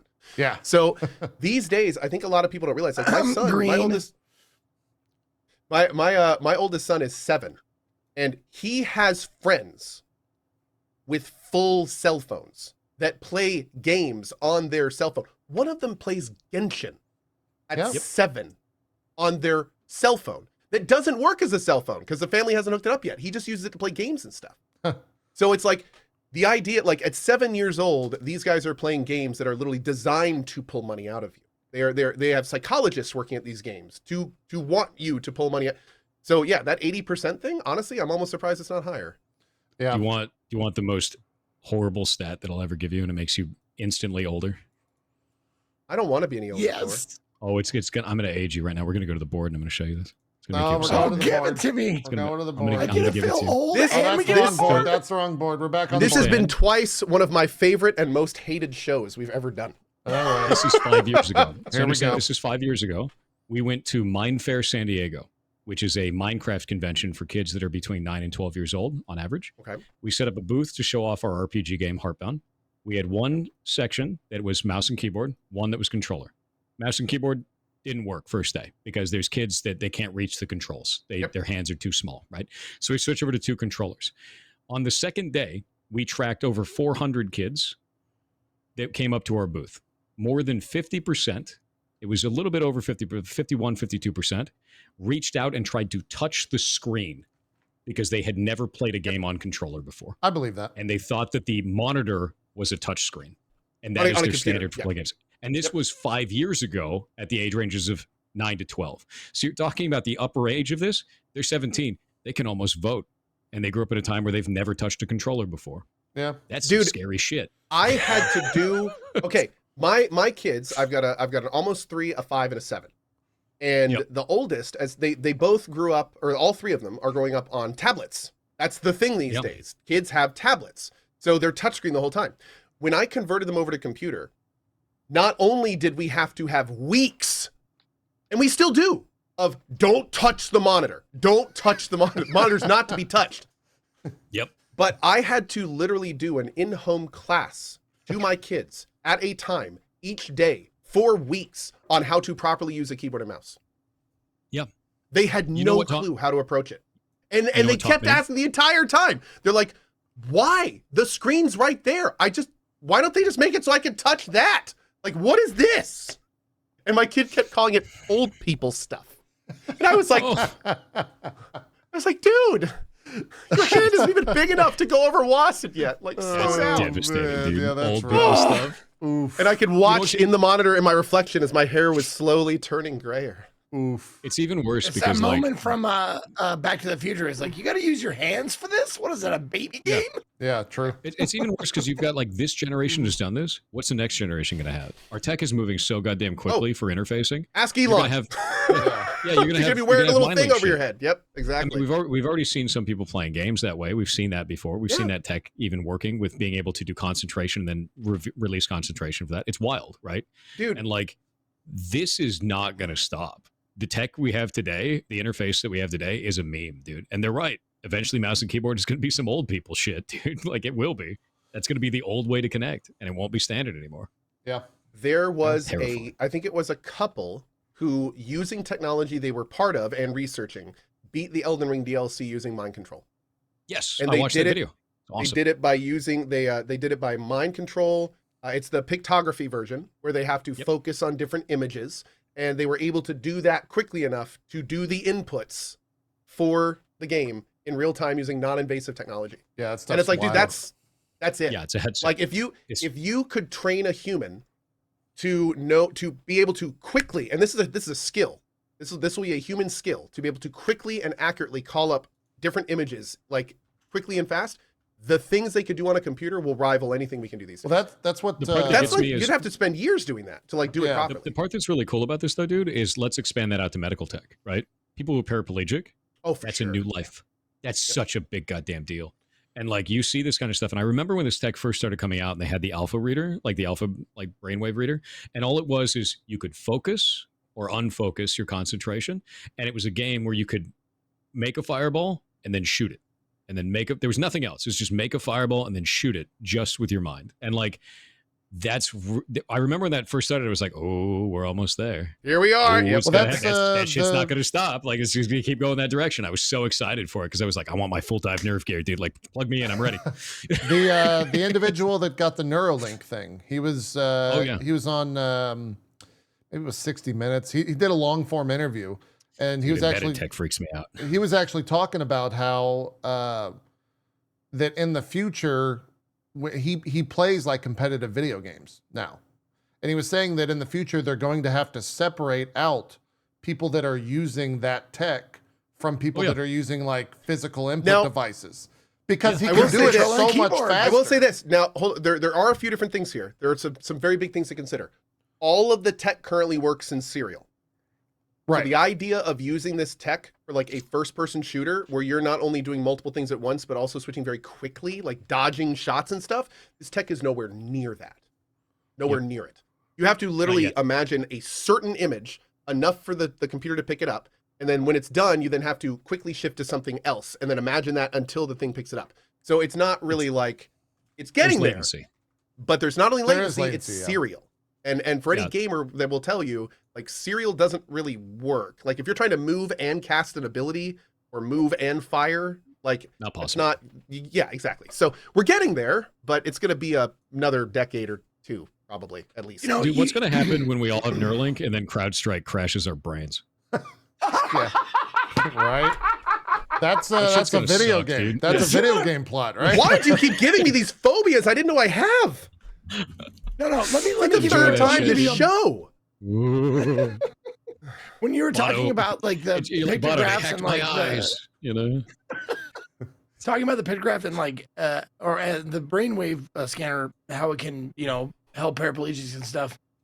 I'm just looking forward to the days, the day when someone's like, yeah, in order to walk, I just think of a pumpkin for my right leg, and I think of a puppy for my left leg. Bro, I'm like, pumpkin, puppy, pumpkin, puppy. That's exactly how they beat Elden Ring. Yep. That's how they did it. Yeah. Like, literally, I think at one point they mentioned one of the things was a red apple they had to think of to move left or something. So yeah, that's exactly what they're doing, which is wild. It reminds me a lot of, I'm into comic books. You guys ever heard of Transmetropolitan comic book? Yeah. Spider Robinson, fuck yeah. Dude. Yeah, Spider Jerusalem, but yes. Jerusalem, sorry, Spider Robinson is an author from another book I like, I'm sorry. Yes, but no, I love Callahan's. I love that one because there is a really interesting take at the beginning of the comic where it talks about how technology just kind of went into the future and it just got like really awful. And before the government caught up to technology to try and stop some of this stuff, they released this product called infopollen, where you'd breathe it in and then nanites would display ads mentally in your mind. And the problem is they didn't check the safety on this. So what would happen is it would slowly degrade people's minds until they died. They didn't die. They went into a coma just being able to visualize ads. And that was the rest of their life until they died. Yeah. Right. And like, that was such a wild ass concept in that unskippable ads. Isn't that kind of like our normal life? Doing that. Yeah, kind of. Well, if I remember correctly, he discovered that he got hit with it because he went to sleep and he had ads dreams. Yep. Oh Lord. That's how he found out. Because he was like, he woke up, he's like, what the fuck? Yeah. He was having ads play in his dreams. And that's the thing is like, it was a degenerative disease in that comic world of once you get it, it's permanent. And like, you just slowly get more and more ads until you no longer can perceive reality. And this is the stuff that's really interesting to me, because when we're talking about how fast technology is moving, legal doesn't catch up to that shit yet. I mean, if you look at generative AI right now with art, it's the same. They're still trying to unravel like ownership of that currently. And I'm waiting for that second round of that. Once we start breaking into that, let's get the brain to control technology. It was like, oh, right, this is going to be bullshit for a little bit. It's going to be Wild West, dude. Oh, it's going to be horrible. That's so scary to me, because exactly what we were talking about before. We're like, those people don't listen to experts, right? They listen to themselves talk, and like, fuck. By the way, I just want to let you guys know you invited on an info hazard to your show. And I'm just here to generate fears. Like that's... To be fair, we have another info hazard. His name is Rami Ismail. He's been on the show before multiple times. His episode's a little concerning as well. So We need to make sure that the two This of is you a lot never, worse than Rami. The two of you Yeah, I was going to say, we can't never- ever have them both on the same show. that you guys can We never should be meet. both on the same show. No. Be some kind of black hole thing. We can just bounce off of each other forever until nobody is happy about anything. It's I'm gonna ready. be maybe in the future we'll do it. Nobody's Nice. happy about it. Yeah, Well, cross the one streams, dude. Yeah. Just do it. Oh, just misery. It's like, oh, did you hear about this terrible thing? Oh, what about this terrible thing? Kind of this See, for next stat For kind me, of that goes. shit's exciting. Oh, know I will it's say, gonna be- actually, Yeah, now, the more I think about it, the more I'm like, actually, that should be pretty chill because I feel like they'd just be agreeing with each other the whole time. probably. So, yeah. It would be. Yeah, I I'm think the scared of thing that gets too. me is, It would like, be chill, but also scary.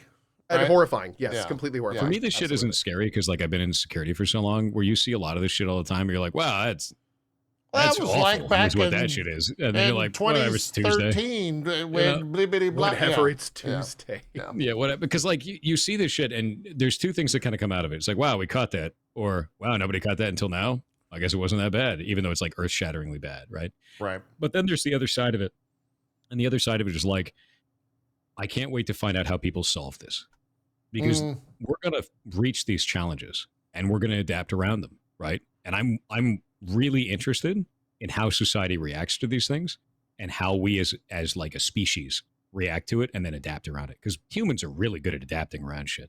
We do a bunch of really dumb shit first, but like we still adapt to it and get around it eventually. And I'm interested in seeing how we handle it. Sure. Yeah. Yeah. This stat kind of goes with what you were talking about, and also what Thor was talking about in terms of people using iPads and phones and all that stuff. Resident Evil 7 on iOS, since it launched, I don't know how long it's been launched. July 2nd, I guess is when it launched. It's relatively new. Yeah. It's earned $28,000. And that's it.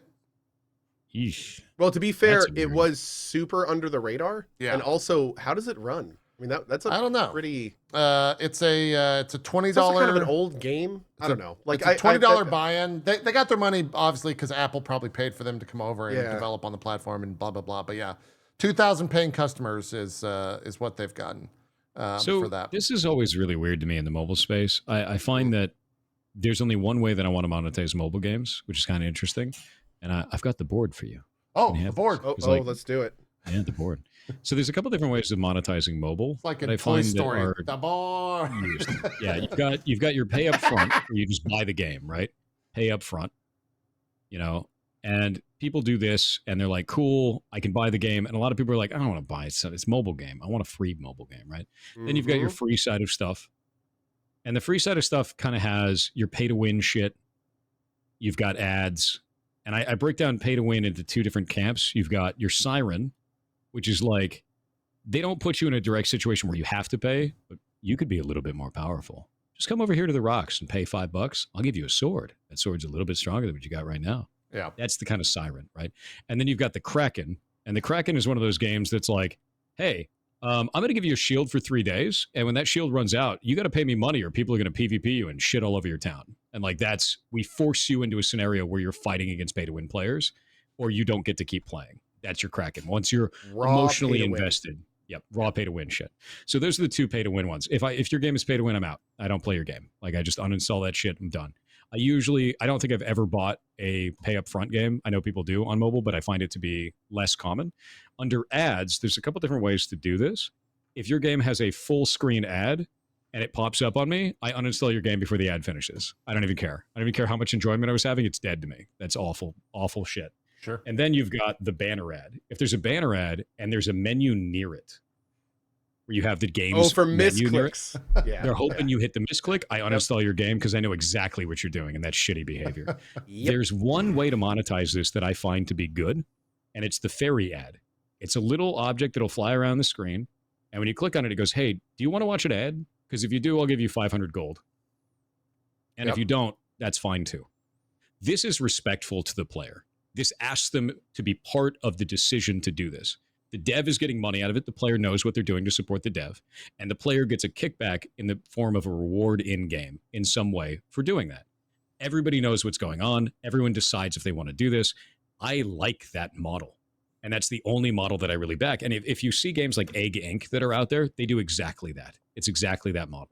Doesn't that greatly cater to people who have more time, though, and like really attack casual gamers? I don't think it really attacks casual gamers, because casual gamers will sit down and they'll be like, oh, I got to watch an ad. All right, I'm going to hit the button to put the ad. I'm going to put my phone down for a moment. I'm going to come back in a minute. I'm going to have a reward. And but I've I mean, seen it a lot. What if you only have like a very limited amount of time to play? And if you compare that from a casual, like somebody watching ads and somebody you can say no on it. Be palpably stronger. You can actually just say no on those. And to be real with you, I mean, a lot of these, there's a limit, right? If the main progression source is you have to watch ads, then it's gone too far, and that does happen. Well, that's what I was wondering. Games that do that. So you're saying if the game is designed where that 500 gold is necessary, then you would say even problem. In that case the fairy would be not a okay. Yeah, that was what I was wondering. If it's necessary, if you have to watch the ad to progress, then you've gone too far. If you don't have to watch the ad to progress, if it's just a little bit of a bonus, then it's fine. I don't have any problem with it. Never had an issue. Just out of curiosity, how do you feel from more a game design perspective? If like the game itself is designed to where that extra 500 gold will be like sizably increase, like basically punishing people that don't watch the ads. I think that's a problem. I think that's always going to be a problem. And I have seen games that do that. And when you do that, it starts to feel like, oh, I'm just watching ads to play the game. Yeah. And there are games that will do that. And when it feels that way, I go, you know, at first I thought you were trying to do something that was equal benefit, where I felt good about this and you felt good about this, but now I see that balance of power is tipped towards you, and I'm just here ad farming, and then I uninstall the game. You have to be cognizant of the way that you feel when you're playing these types of games. You have to be cognizant of how you feel as a player, and if you feel that you're being valued as a player, or if you're being valued as an ad farm. And once that equation tips, you have to make the decision yourself to walk away from it. And I've done that a lot, man. Like I play mobile games all of the time.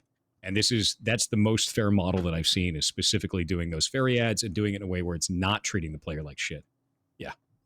That's super interesting. I like also how you tied into value. Oh, go ahead. I feel like super old. Like the games that the very few games that I've bought on my mobile devices, my phone and my tablet and shit like that, albeit it's not a lot, but I gladly pay like sometimes even double what they're charging to never have ads, so I can just play the fucking game. You know what really and bothers you said like me? not a lot of people do that, and that just fucking boggles me. Yep, you'd be amazed. You can see it all across the mobile market, is people don't like to pay up front of those because they see mobile as a free gaming space. They see that as I download a game and I play it for free, and I think it's a perception thing for that. I'll give you an example. I've got a number of friends who make games on mobile, and they moved to Steam. They sell the exact same game that they had on mobile that just did shit on mobile. They put it for $3 on Steam, and they're like, I made $100,000 in a month. And it's just because they put it up on Steam. Perception. And people are willing to buy a game on Steam that they're not willing to buy on mobile. It's the same game. Nothing is different. You know, and like that's the biggest thing about it, man. It's one of the things I really like how you equated that to, because again, same line of thinking is the value. I mean, I'll do that in games even without the monetization, but all of that factors directly into, is this game valuing my time? Be it through the monetization, the way it's spinning my wheels, what it's making me do. But yeah, that's a super good way to look at that. Yeah. Like an example of this is I recently started playing Hoyoverse games, right? So like I played Honkai Star Rail and I played ZZZ. And I was like, oh, it's a gacha game. Here we go. It's going to be a bunch of bullshit, right? Like I was not interested in this. I kind of wanted to rip it apart. So I played Honkai Star Rail, and they popped up an ad 2 hours into the game. And I was like, Jesus Christ, it begins. Like, here it goes. And I just kept playing it because I was like, I wonder how egregious this gets. They didn't show me another one for 200 hours. I kept playing the game for 200 hours and never saw another ad. Yeah. And I had all the characters unlocked. I never paid a dime for any of that. Didn't do any of it. And so I paid them $10 because I realized I was like, you've treated me with respect as a player, where I felt like my time was valued. I didn't feel like I was pressed upon to do this. So I bought something specifically because I want to support that behavior as a developer. And I've seen the same kind of behavior for ZZZ. So I have a lot of respect for that. I do. Doesn't mean they're always going to be good like that. They may fall on their face. Companies do all the time. But for every game that these companies release, I make that decision. Do I feel valued? Do I feel like my time is valued? Or do I feel like I'm being coerced into buying something in a free-to-play space? Yeah. I mean, I would say, Ko, I know this is a pain point, I would say is a good way to describe it for you. But like Hoyoverse, for the record, I don't stream or believe in gacha games, especially totally. Hoyoverse. Which is totally totally against it. But I would say Hoyoverse totally probably respects their audience more so than Nope. Whole thing is designed from the ground up on the Of psychologists to mobile pull money out of younger people. But that's a discussion for another time. Hold on. No, I can see that. The reason why I think no, I would agree with that though. Well, I agree people. 100%. Yes. No, and honestly, I will say this: having kids galvanized my feeling on this. Seeing some of the things my kids have been exposed to on their tablets, and then watching streams of ZZZ and stuff like that. Like it's a thing. Yeah. No, I'm going to agree with you. Yeah. I don't think kids should be playing those games. Yes, agreed. No, completely. Super agree. I think any game that involves gambling should have like whatever the local gambling laws are, like minimum age. Yep. As an adult, I can look at that and be like, am I being taken advantage of? A child can't make that distinction. Totally. So I 100% agree with you. And 100%. the games are designed to go after younger audiences. So it's like there's some seriously like really sketchy shit going on there. But anyway, again, I'm gonna be old again for a second. Y'all remember Joe Camel? I do. Hey, I remember Magic cards. I'm like, don't get me wrong. It's a thing. It's a Magic cards are just loot boxes. I'm gonna be real with you. Sounds like Co has a parenting issue. 100%. Yes, 100%. This is a dad Co issue. Yeah. Which is one of the reasons. Whenever I talk about Magic cards. This is one of the reasons when I talk about this stuff and I'm not around other parents, I'm like, you know what? No, we're not gonna like it's.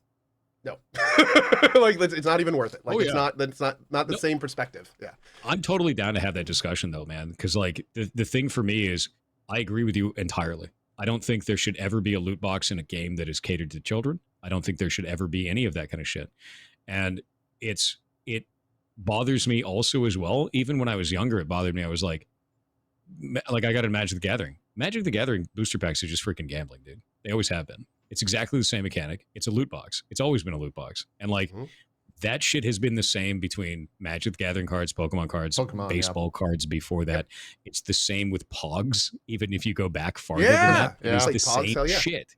Any source of always rarity. Been the same shit. Yeah. Any source of rarity with a random blind bag, whatever it's going to be. And we're just seeing that in digital space now. You kill an enemy in Diablo.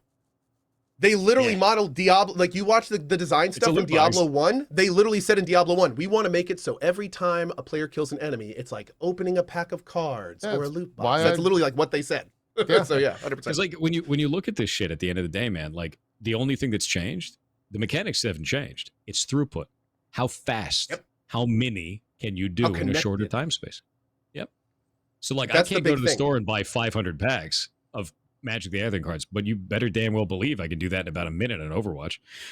So like that's the shit, dude. Like that's or with my parents' credit card that just happened to be hooked up, or like all the other there's so many, and on top of that, you get a complete disconnection from any type of value. Because like you're just using I guess especially for children, using imaginary numbers to get real things you like sometimes. So it's like this whole it's a whole thing. Yeah. It's even it gets even grosser to me when there's trade systems involved. So there's a perception of value where you can maybe able to return on your investment. That's where it gets grosser for me. I hate that. And I know the CS community is probably frothing mad right now. Oh, okay. Like, I was going to ask for an dude. example, but I see what you're saying. Yeah, it's gross. Yeah, I think it's gross, man. I've always thought it was gross. Yeah. So what did you think about that game that was the top thing on Steam? What was it, the banana game or whatever it was? Did you hear about that? That was a really interesting. Is that still around? I don't know. I think so. I think they shut it down, didn't they? Chat, can one of you guys help us out with this? Something a lot of people don't realize is when you sell a trading card from one person to another on Steam, the developer actually gets a cut from that. It's called the community market fee. So every time someone gets a trading card for Heartbound, and then they sell that trading card to another player, I get a little bit of money. And this has always been this way on Steam. So what they've done basically here is they've set up a market for items, and they're taking a cut of every one of those sales on those items, which is really smart and gross is the best way that I can put that. It's just smart and gross. And you've created a marketplace of these items. Now, the part that's really interesting is, can the developer generate their own? That's the really interesting part, because they have control over the generation of these items through the app.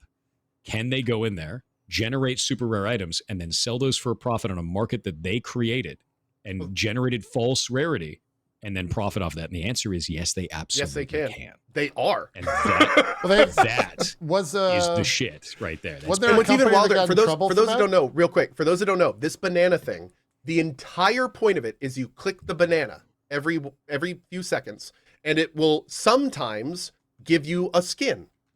Now, the thing is that this game was designed from the ground up to be botted. You don't call them peels, dude? It's right there. They should have. But but the whole thing is designed to be botted. So they even they encourage you to just download it and just have a bot. Just click it. That's what they're telling people. Yeah. So it's like and it's just free money. It's literally a money generator right now. 500,000 people in game right now for banana. What do you do with the skins? God, Nothing. I love it. Nothing. You don't do anything with them. You sell them. That's what you do. I don't even know if you can show them. Yeah. No, you sell them to another player. You sell them to another player, and then that player is they're effectively buying a Steam NFT. Is what it comes down to. They're operating as NFTs. I didn't know about They sell them to each other. Yeah, they sell them to each other, and then they make money off it. But here's the problem: do they actually make money? You have a bunch of enthusiasts that are trading around these resources.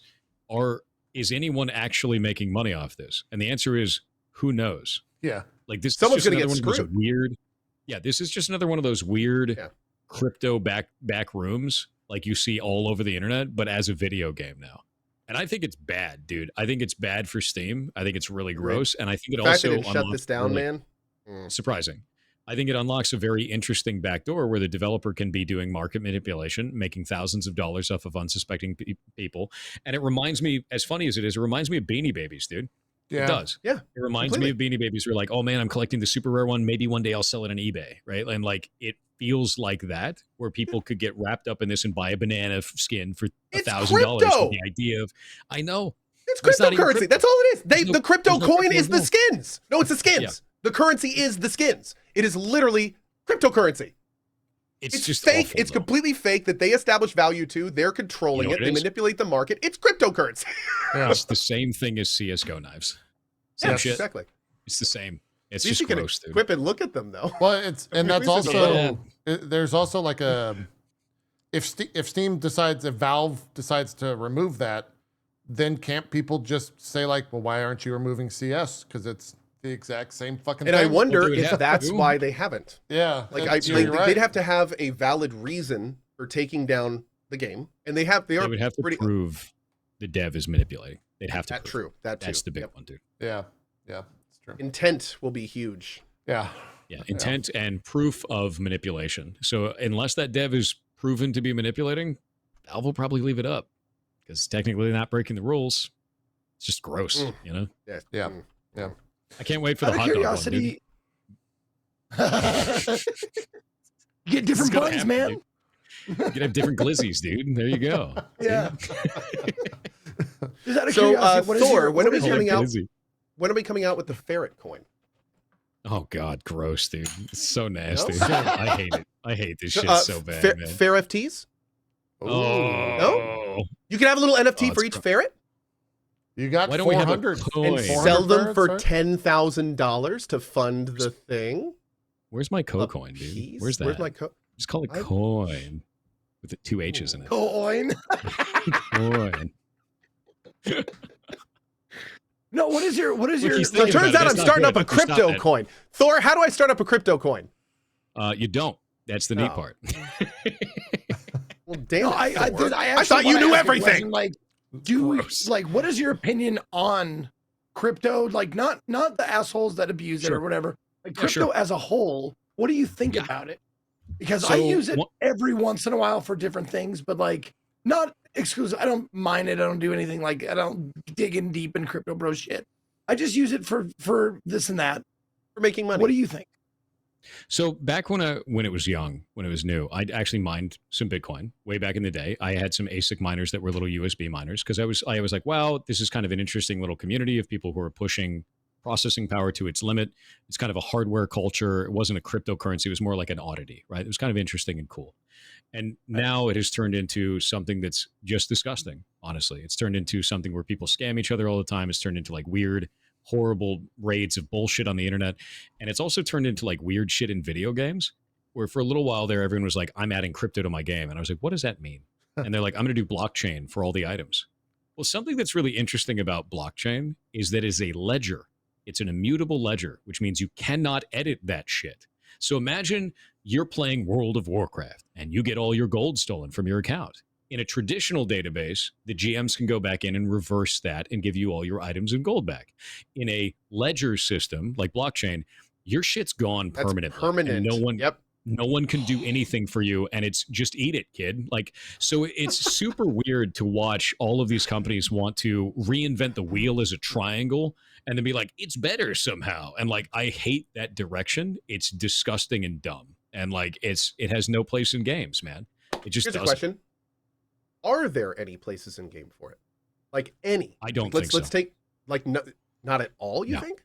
I don't believe so. Okay. I think the only time that you ever see this currently in games ever is when people are trying to do like land ownership in games, and that's just a scam.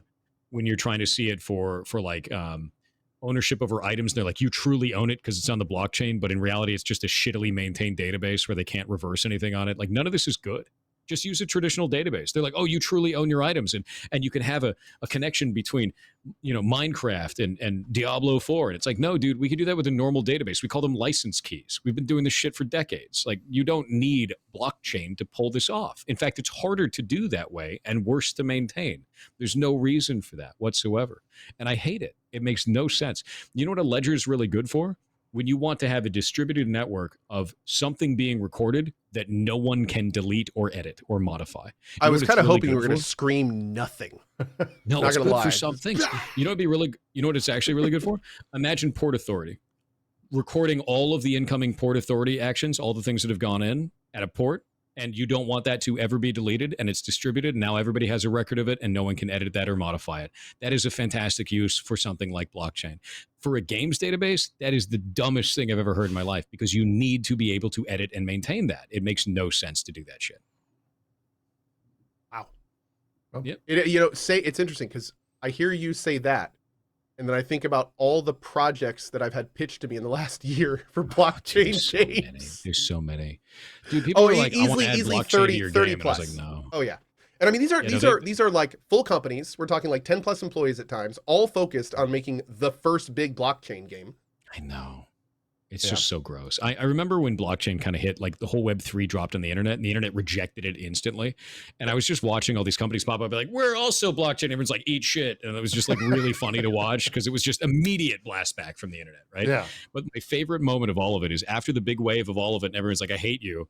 Then you remember, Arizona Ice-T? They released their own like a little bit after the wave of hate, and they're like, we're also doing it. We're Arizona NFTs. And everyone just like, the dog pile was enormous because like they waited until after the outrage and still went forward with doing it. And it was so dumb to watch, dude. Like, I hated that. It was so bad. They're almost as bad as Ubisoft. Almost. Yeah. They'll reach there eventually. They're trying. Everyone's look at that. And dude, just who are still pushing it, by the way. As of last month, they still have the Ubisoft NFT stuff coming. Huh? Because Square came out and said like, we're not going to go that hard on it, right? I think that was the most recent update from their CEO. Really? Yeah. I didn't remember that. There was something about Square saying like, we're going to reassess or do something about it. But yeah, I think Ubisoft doubled down. Dude, courts.ubisoft.com. What is that? Enjoy the uniqueness of your digit. Each digit is released as part of an edition that is composed of an immutable number of items. No new digits will ever be added to an existing edition. Serial number. Every single digit features a unique serial number. The serial number is displayed on the collectible and on the in-game item. Only you have control of your digit. Yeah. Yeah, not them, by the way. By the way, did you know that if you lose that item, it's gone now? And they don't have to care about it. They're like, well, whatever, only you have control. So, and this is just the beginning. Didn't you see right there? Look, this is just the beginning, chat. Yeah. Ubisoft is coming for your gross, serialized experience. This is only in it's only in Ghost Recon Breakpoint, right? I don't think it's been added just to gross. anything else. I think it's really gross, and I think everybody's trying to make this work, and it does not work. Just use a traditional database. You will be able to maintain it. You'll be able to protect your players from fraud. You'll be able to reverse incorrect actions by the players as well. You won't have a CS nightmare. And you'll run it just like everybody else. It doesn't make any sense to do it this way, and it's a waste of time and money. Or I appreciate your logic. I appreciate that you followed it up with evidence. But what I need to know is how is any of that going to remove the dollar signs from their eyes? Because the general internet has already rejected this. My bet is if they go and put this thing up there and everyone goes, this is shit, I hate you, they'll never do it again. But Ubisoft has been releasing games where we say that for decades. Yeah, but they haven't done one with NFTs yet, have they? I have Does it give you, never like, a seen a double? vitriol. I've never seen a coordinated vitriolic campaign against something like I saw the internet destroy Web3, dude. Yeah, that was a true. flashpoint moment and beautiful to watch because it was like the whole internet was armed with "I hate you" and "I hate this." On Don't a ever do smaller this scale, again. like Battlefront 2 might have been that, where just the amount of hate.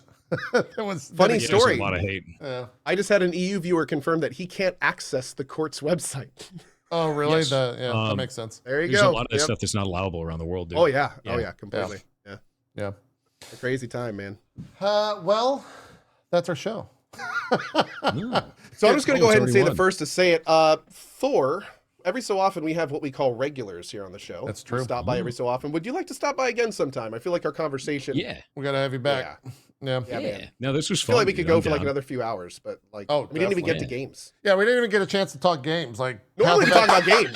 We do. Path of Exile do. dropped the biggest update they've ever dropped. That's going to be live this Oh, week. I know. Once I Human wanna is play that obviously a bad. game that's. Dude, I that wasn't you even guys going to are play Path of Exile until 2. And then someone's like, watch a trailer. And I'm like, I'm not going to watch a trailer. Yeah, And then they were like, watch a trailer. And then I was like, fine. yeah, it's crazy. And then I was You know like, what the- now I got to play Path of Exile. Yeah, You know what my favorite part about Path of Exile is? And it's also my most hated part of Path of Exile? What's that? It's the talent tree. I love the talent tree. Mm. I love it. I think it's beautiful. It's filled with insane depth. It's awesome. But then I want to play with a friend who's never played before. And I was like, yeah, you just got to go in there. And they're like, I need a PhD to play him out. Like, yeah. it scares Yeah. them away That so dude, fast. the passive tree Yeah. on Path of Exile is a perfect metaphor for the new player experience in that game. Yeah, And what it is it's rough. initially horrifying and will turn off most people. it's true. I remember, It's a filter I remember for when sure. I first But started if you playing. stick with it, it's and- great. yeah. I remember when I first started playing, they said, go get to level 70 and then delete your character and start over.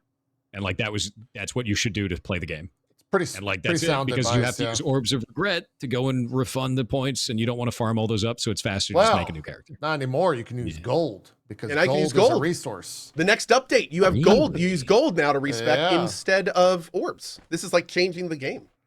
Yeah, and there's an in-game marketplace for currency. Thor, it was a fucking nutty update. Some big changes, man. Yeah, Some I may very have to big, check this meaningful out. changes. yeah. Warframe also had TennoCon yesterday. They Y'all- had some cool stuff, and They're putting Anno in PoE. If you have not seen the latest trailer, True. I literally was going to skip. I was planning on not playing PoE until 2, and this trailer sold me on playing it again. Go watch the trailer if you haven't seen it. If you're even slightly into PoE, go watch the it's trailer. worth it.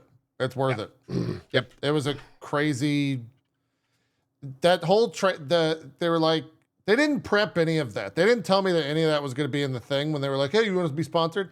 And then the sponsored stream was me just for Wait, can you 40 make that minutes face again? It was We're just gonna need that. We're gonna need that emote. no. I mean the video is literally me just going, and chat was like, "I think JP's broken because he hasn't. Is he drooling? Like what's happening? Yeah, I know, His right? mouth hasn't closed. It's a crazy I'm update that gonna launches check on it out. Friday. Yeah, Because I know they're putting out all the 2.0 stuff, and I know there was a lot of like hot, spicy words between Path of Exile and Diablo 4, yeah, and like I'm waiting for the spicy words to turn into the spicy gameplay, if that makes sense. You know, dude. And so, well, like, maybe this is it. Yeah, This is it. I mean, it's a longer conversation, but honestly, the best thing that PoE has going for it right now is that Mark is at the helm of that game, and like Mhm. he literally talked about on. I know we need to wrap. He literally talked about on the last the stream they did, where like he was talking about his trade experience and how he went to try to get X currency. And he messaged the first 100 people and got 0 response. And he said it was fucking terrible. Like he said those words literally on the stream. And he said, so we're just doing it in game. Like we're just gonna have a currency system in game. And like to Good. hear the devs say that he had the exact same experience that everyone's been having for like years, and then just say, fuck it, we're gonna fix it. I was like, I was almost on the verge of tears. It was so good. and it's both awesome and at the same time it's kind of like, why so long? Like, Yeah, have you what- not tried did it- this before? I Like Why did it think take the we've years? been playing the Yeah. game 10 years. Is this the first time it's made you angry? It really was. I think the person... as a dev, you should play your own game a lot. Yeah, in fact, you should play your own game more than anybody else. And if you're not doing that, well, I think the person that was in charge didn't necessarily care. Prior to that, which is like, if that's their vision, that's their vision. But now Mark Roberts is the game director of PoE, and he's got a different vision. And he says, "Nay," and it's fucking fixing this sick. ish. Yeah, oh yeah, dude, awesome. They're doing it. They're doing great stuff. Oh, Chad is saying straight up, Chris was against it. Yeah, he was. He was legitimate. I didn't want to name and shame, but Chris was legitimate. Oh, it was Chris. Yeah. Yeah, I think he came on this. JP said it was Chris Wilson's fault. Chris was on this very show and said that he didn't like any of that. So Chris said it himself. I didn't know you guys were on such bad terms, JP. Well, it's the bald agenda. Now we are. It's the bald agenda that he's got. That's why. Bald agenda. We better wrap the show before we do. We got to get out of here. Getting into dangerous territory. Let's do some shout outs. Zeke, start us off. What do you got going on? Where can we check you out? All right, just for the pool, who had 3 hours and 6 minutes? That is the time. Nice. You are now the winner. Nice. If you had 3 hours and 6 minutes on Time to Penis. There you go. There you go. All right, we'll have to check the boards to see who that was, but there you go. What's up, everybody? My name is Ezekiel III. You can find me at /Ezekiel_III on Twitch, Twitter, and YouTube, or Ezekiel III, all spelled out on Instagram and TikTok. Thank you to PirateSoftware. I know I didn't talk much this episode, guys, but I didn't need to, man. That shit was fucking fascinating. I feel like that Far Side cartoon where it's like, my brain is full. That's me right now. I need to be excused. Thank you to Cohen JB for being wonderful co-hosts as well. You can find me. I broadcast every day except Monday at starting at 1 p.m. Eastern. Right now, I'm going to this Tuesday is going the If Then winner, their game choice. Return to Ringworld. I'm sorry, it's keyed out, but Return to Ringworld on CD-ROM. We're going to be installing it and trying. Oh, there you go. Trying to install it and trying to play it on Tuesday. So nice. That's what's happening then. I'm also in the midst of doing my games I never beat, which is like games I played as a kid but never beat them. We're on we just beat TMNT for the NES. So we're on volume 5 now. We've got Ninja Gaiden, Castlevania 1, Castlevania 2, and TMNT in the bag, all defeated. Next up, Kid Icarus and Master Blaster. Games I never beat fucking Master as Blaster. a kid. Dude, so what? Once we do our little Return to Ringworld stream, we'll do like we'll see if I can do half and half. Like I've been liking that format, doing half new game, half old game for a stream. So that's what's happening in my world. Thank you for watching. Cool. I can hear that music in my head from Master Blaster. No, it's just hell yeah. Yeah. Master Blaster, hell yeah. Sure. Do some shout outs. Hi, everybody. As always, thank you to JP and Zeke, and a special thank you to Thor. Appreciate you making the time, man. I know things are going crazy these days, so every minute counts. And hopefully next time we'll have you on, we'll do this from your channel. So we'll make all that work. Nice. But anyway, thank you all for watching. My name is Ko. Hi, I am going to be playing Once Human, probably starting the next phase next week. I'm currently playing through my first ever Terraria Calamity run, solo, master mode, Revengeance.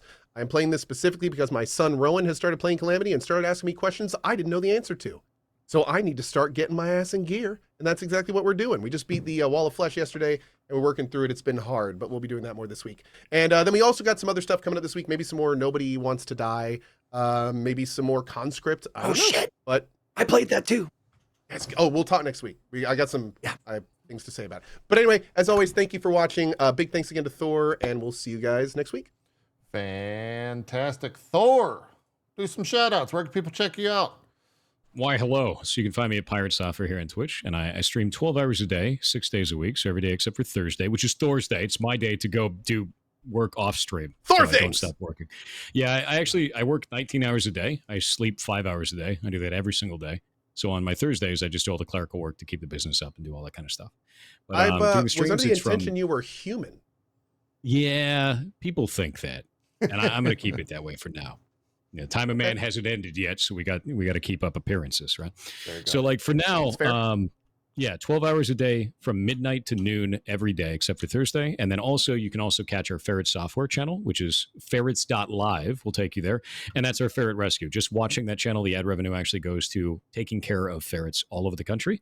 We bring them here. We have a facility where we have 45 ferrets in there. You can watch them play. You can see them eat. You can see them sleep, all kinds of stuff. And it's a 24/7 stream. That's PirateSoftware, all one word? So it'll be PirateSoftware on Twitch or ferrets.live. The domain will actually take you there. Ferrets.live. There you go. Amazing. I like How do it. you, is ferrets with 2 R's? Yes. Yes. Okay. ferrets.live.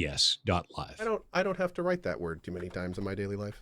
But now I know. It's true. Yeah, we got a link to mods if you guys want to give it a shout out. Cool. I'll go real quick. Hi, I'm JP. I'm going to be streaming, co-streaming the Evo stuff, which I think Guilty Gear just started in their top 6. And then after that is, I'm blanking, and then Street Fighter 6. If you never watched an Evo before, it's Fighting Game Championships in Vegas, and it's fucking awesome. It's a ton of fun to watch. So if you want to come on by and get a slower channel to hang with and ask questions. Oh yeah, Tekken 8. Duh. Thank you, chat. We're going to be streaming that here on the channel. And then coming up this week, obviously Path of Exile will be launching on Friday. I'll be definitely checking that out. And then next week, speaking of animal sanctuaries, on August 1st, I'll be going out to Alveus Sanctuary to hang out with Maya and do whatever you do at the animal set. I'm a little nervous, to be honest, because there's a bunch. I hope she makes you eat a grub, dude. Let's not put ideas out there, Thor. Let's not. I've already said that we're gonna do. I think for every 100 donated, we'll hold one giant fucking cock. I don't know. She's got cockroaches. She's got like 1,000. They're scary stuff. It's gonna be. Those aren't scary. Madagascar hissing cockroaches are good stuff, man. I got pets of them. They're like this big, man. They're they hiss when you touch them. Yeah, the best part is they don't hiss out of their mouths. They hiss out of holes all the way down their sides. Yeah, that's crazy. Yeah. I do too. Yeah. Nice. He's got that power. But only when he's aroused. That's right. It's true. That's right. That's right. I don't know how I heard that. Yeah, so that's on August. It was the hot tub. Oh, Grim. Yeah, that makes sense. That makes sense. All right, we have hissing cockroaches in our house too. Lots of them. We have lots of animals. It's crazy. Hell yeah. You got how many cockroaches do you got, Zeke? They're food, so we don't really. Oh, I use mine as by the garbage way. disposal. Yeah. Oh, really? So like I compost actually bin? all the food waste in my house, I feed them to the roaches, and then we take that and use it as fertilizer so I can grow more bok choy so I can eat more. There you go. Brilliant. Eating's awesome. Yeah. I love eating. Brilliant. We have lizards and shit that we feed them too. So you feed shit to your animals? We gotta go. Okay. See you guys next week. Thanks everyone for watching. We're out of here. Have a good rest of your day. It's gonna be up on YouTube in about 30 minutes or so. We're out. Have a good one. Bye.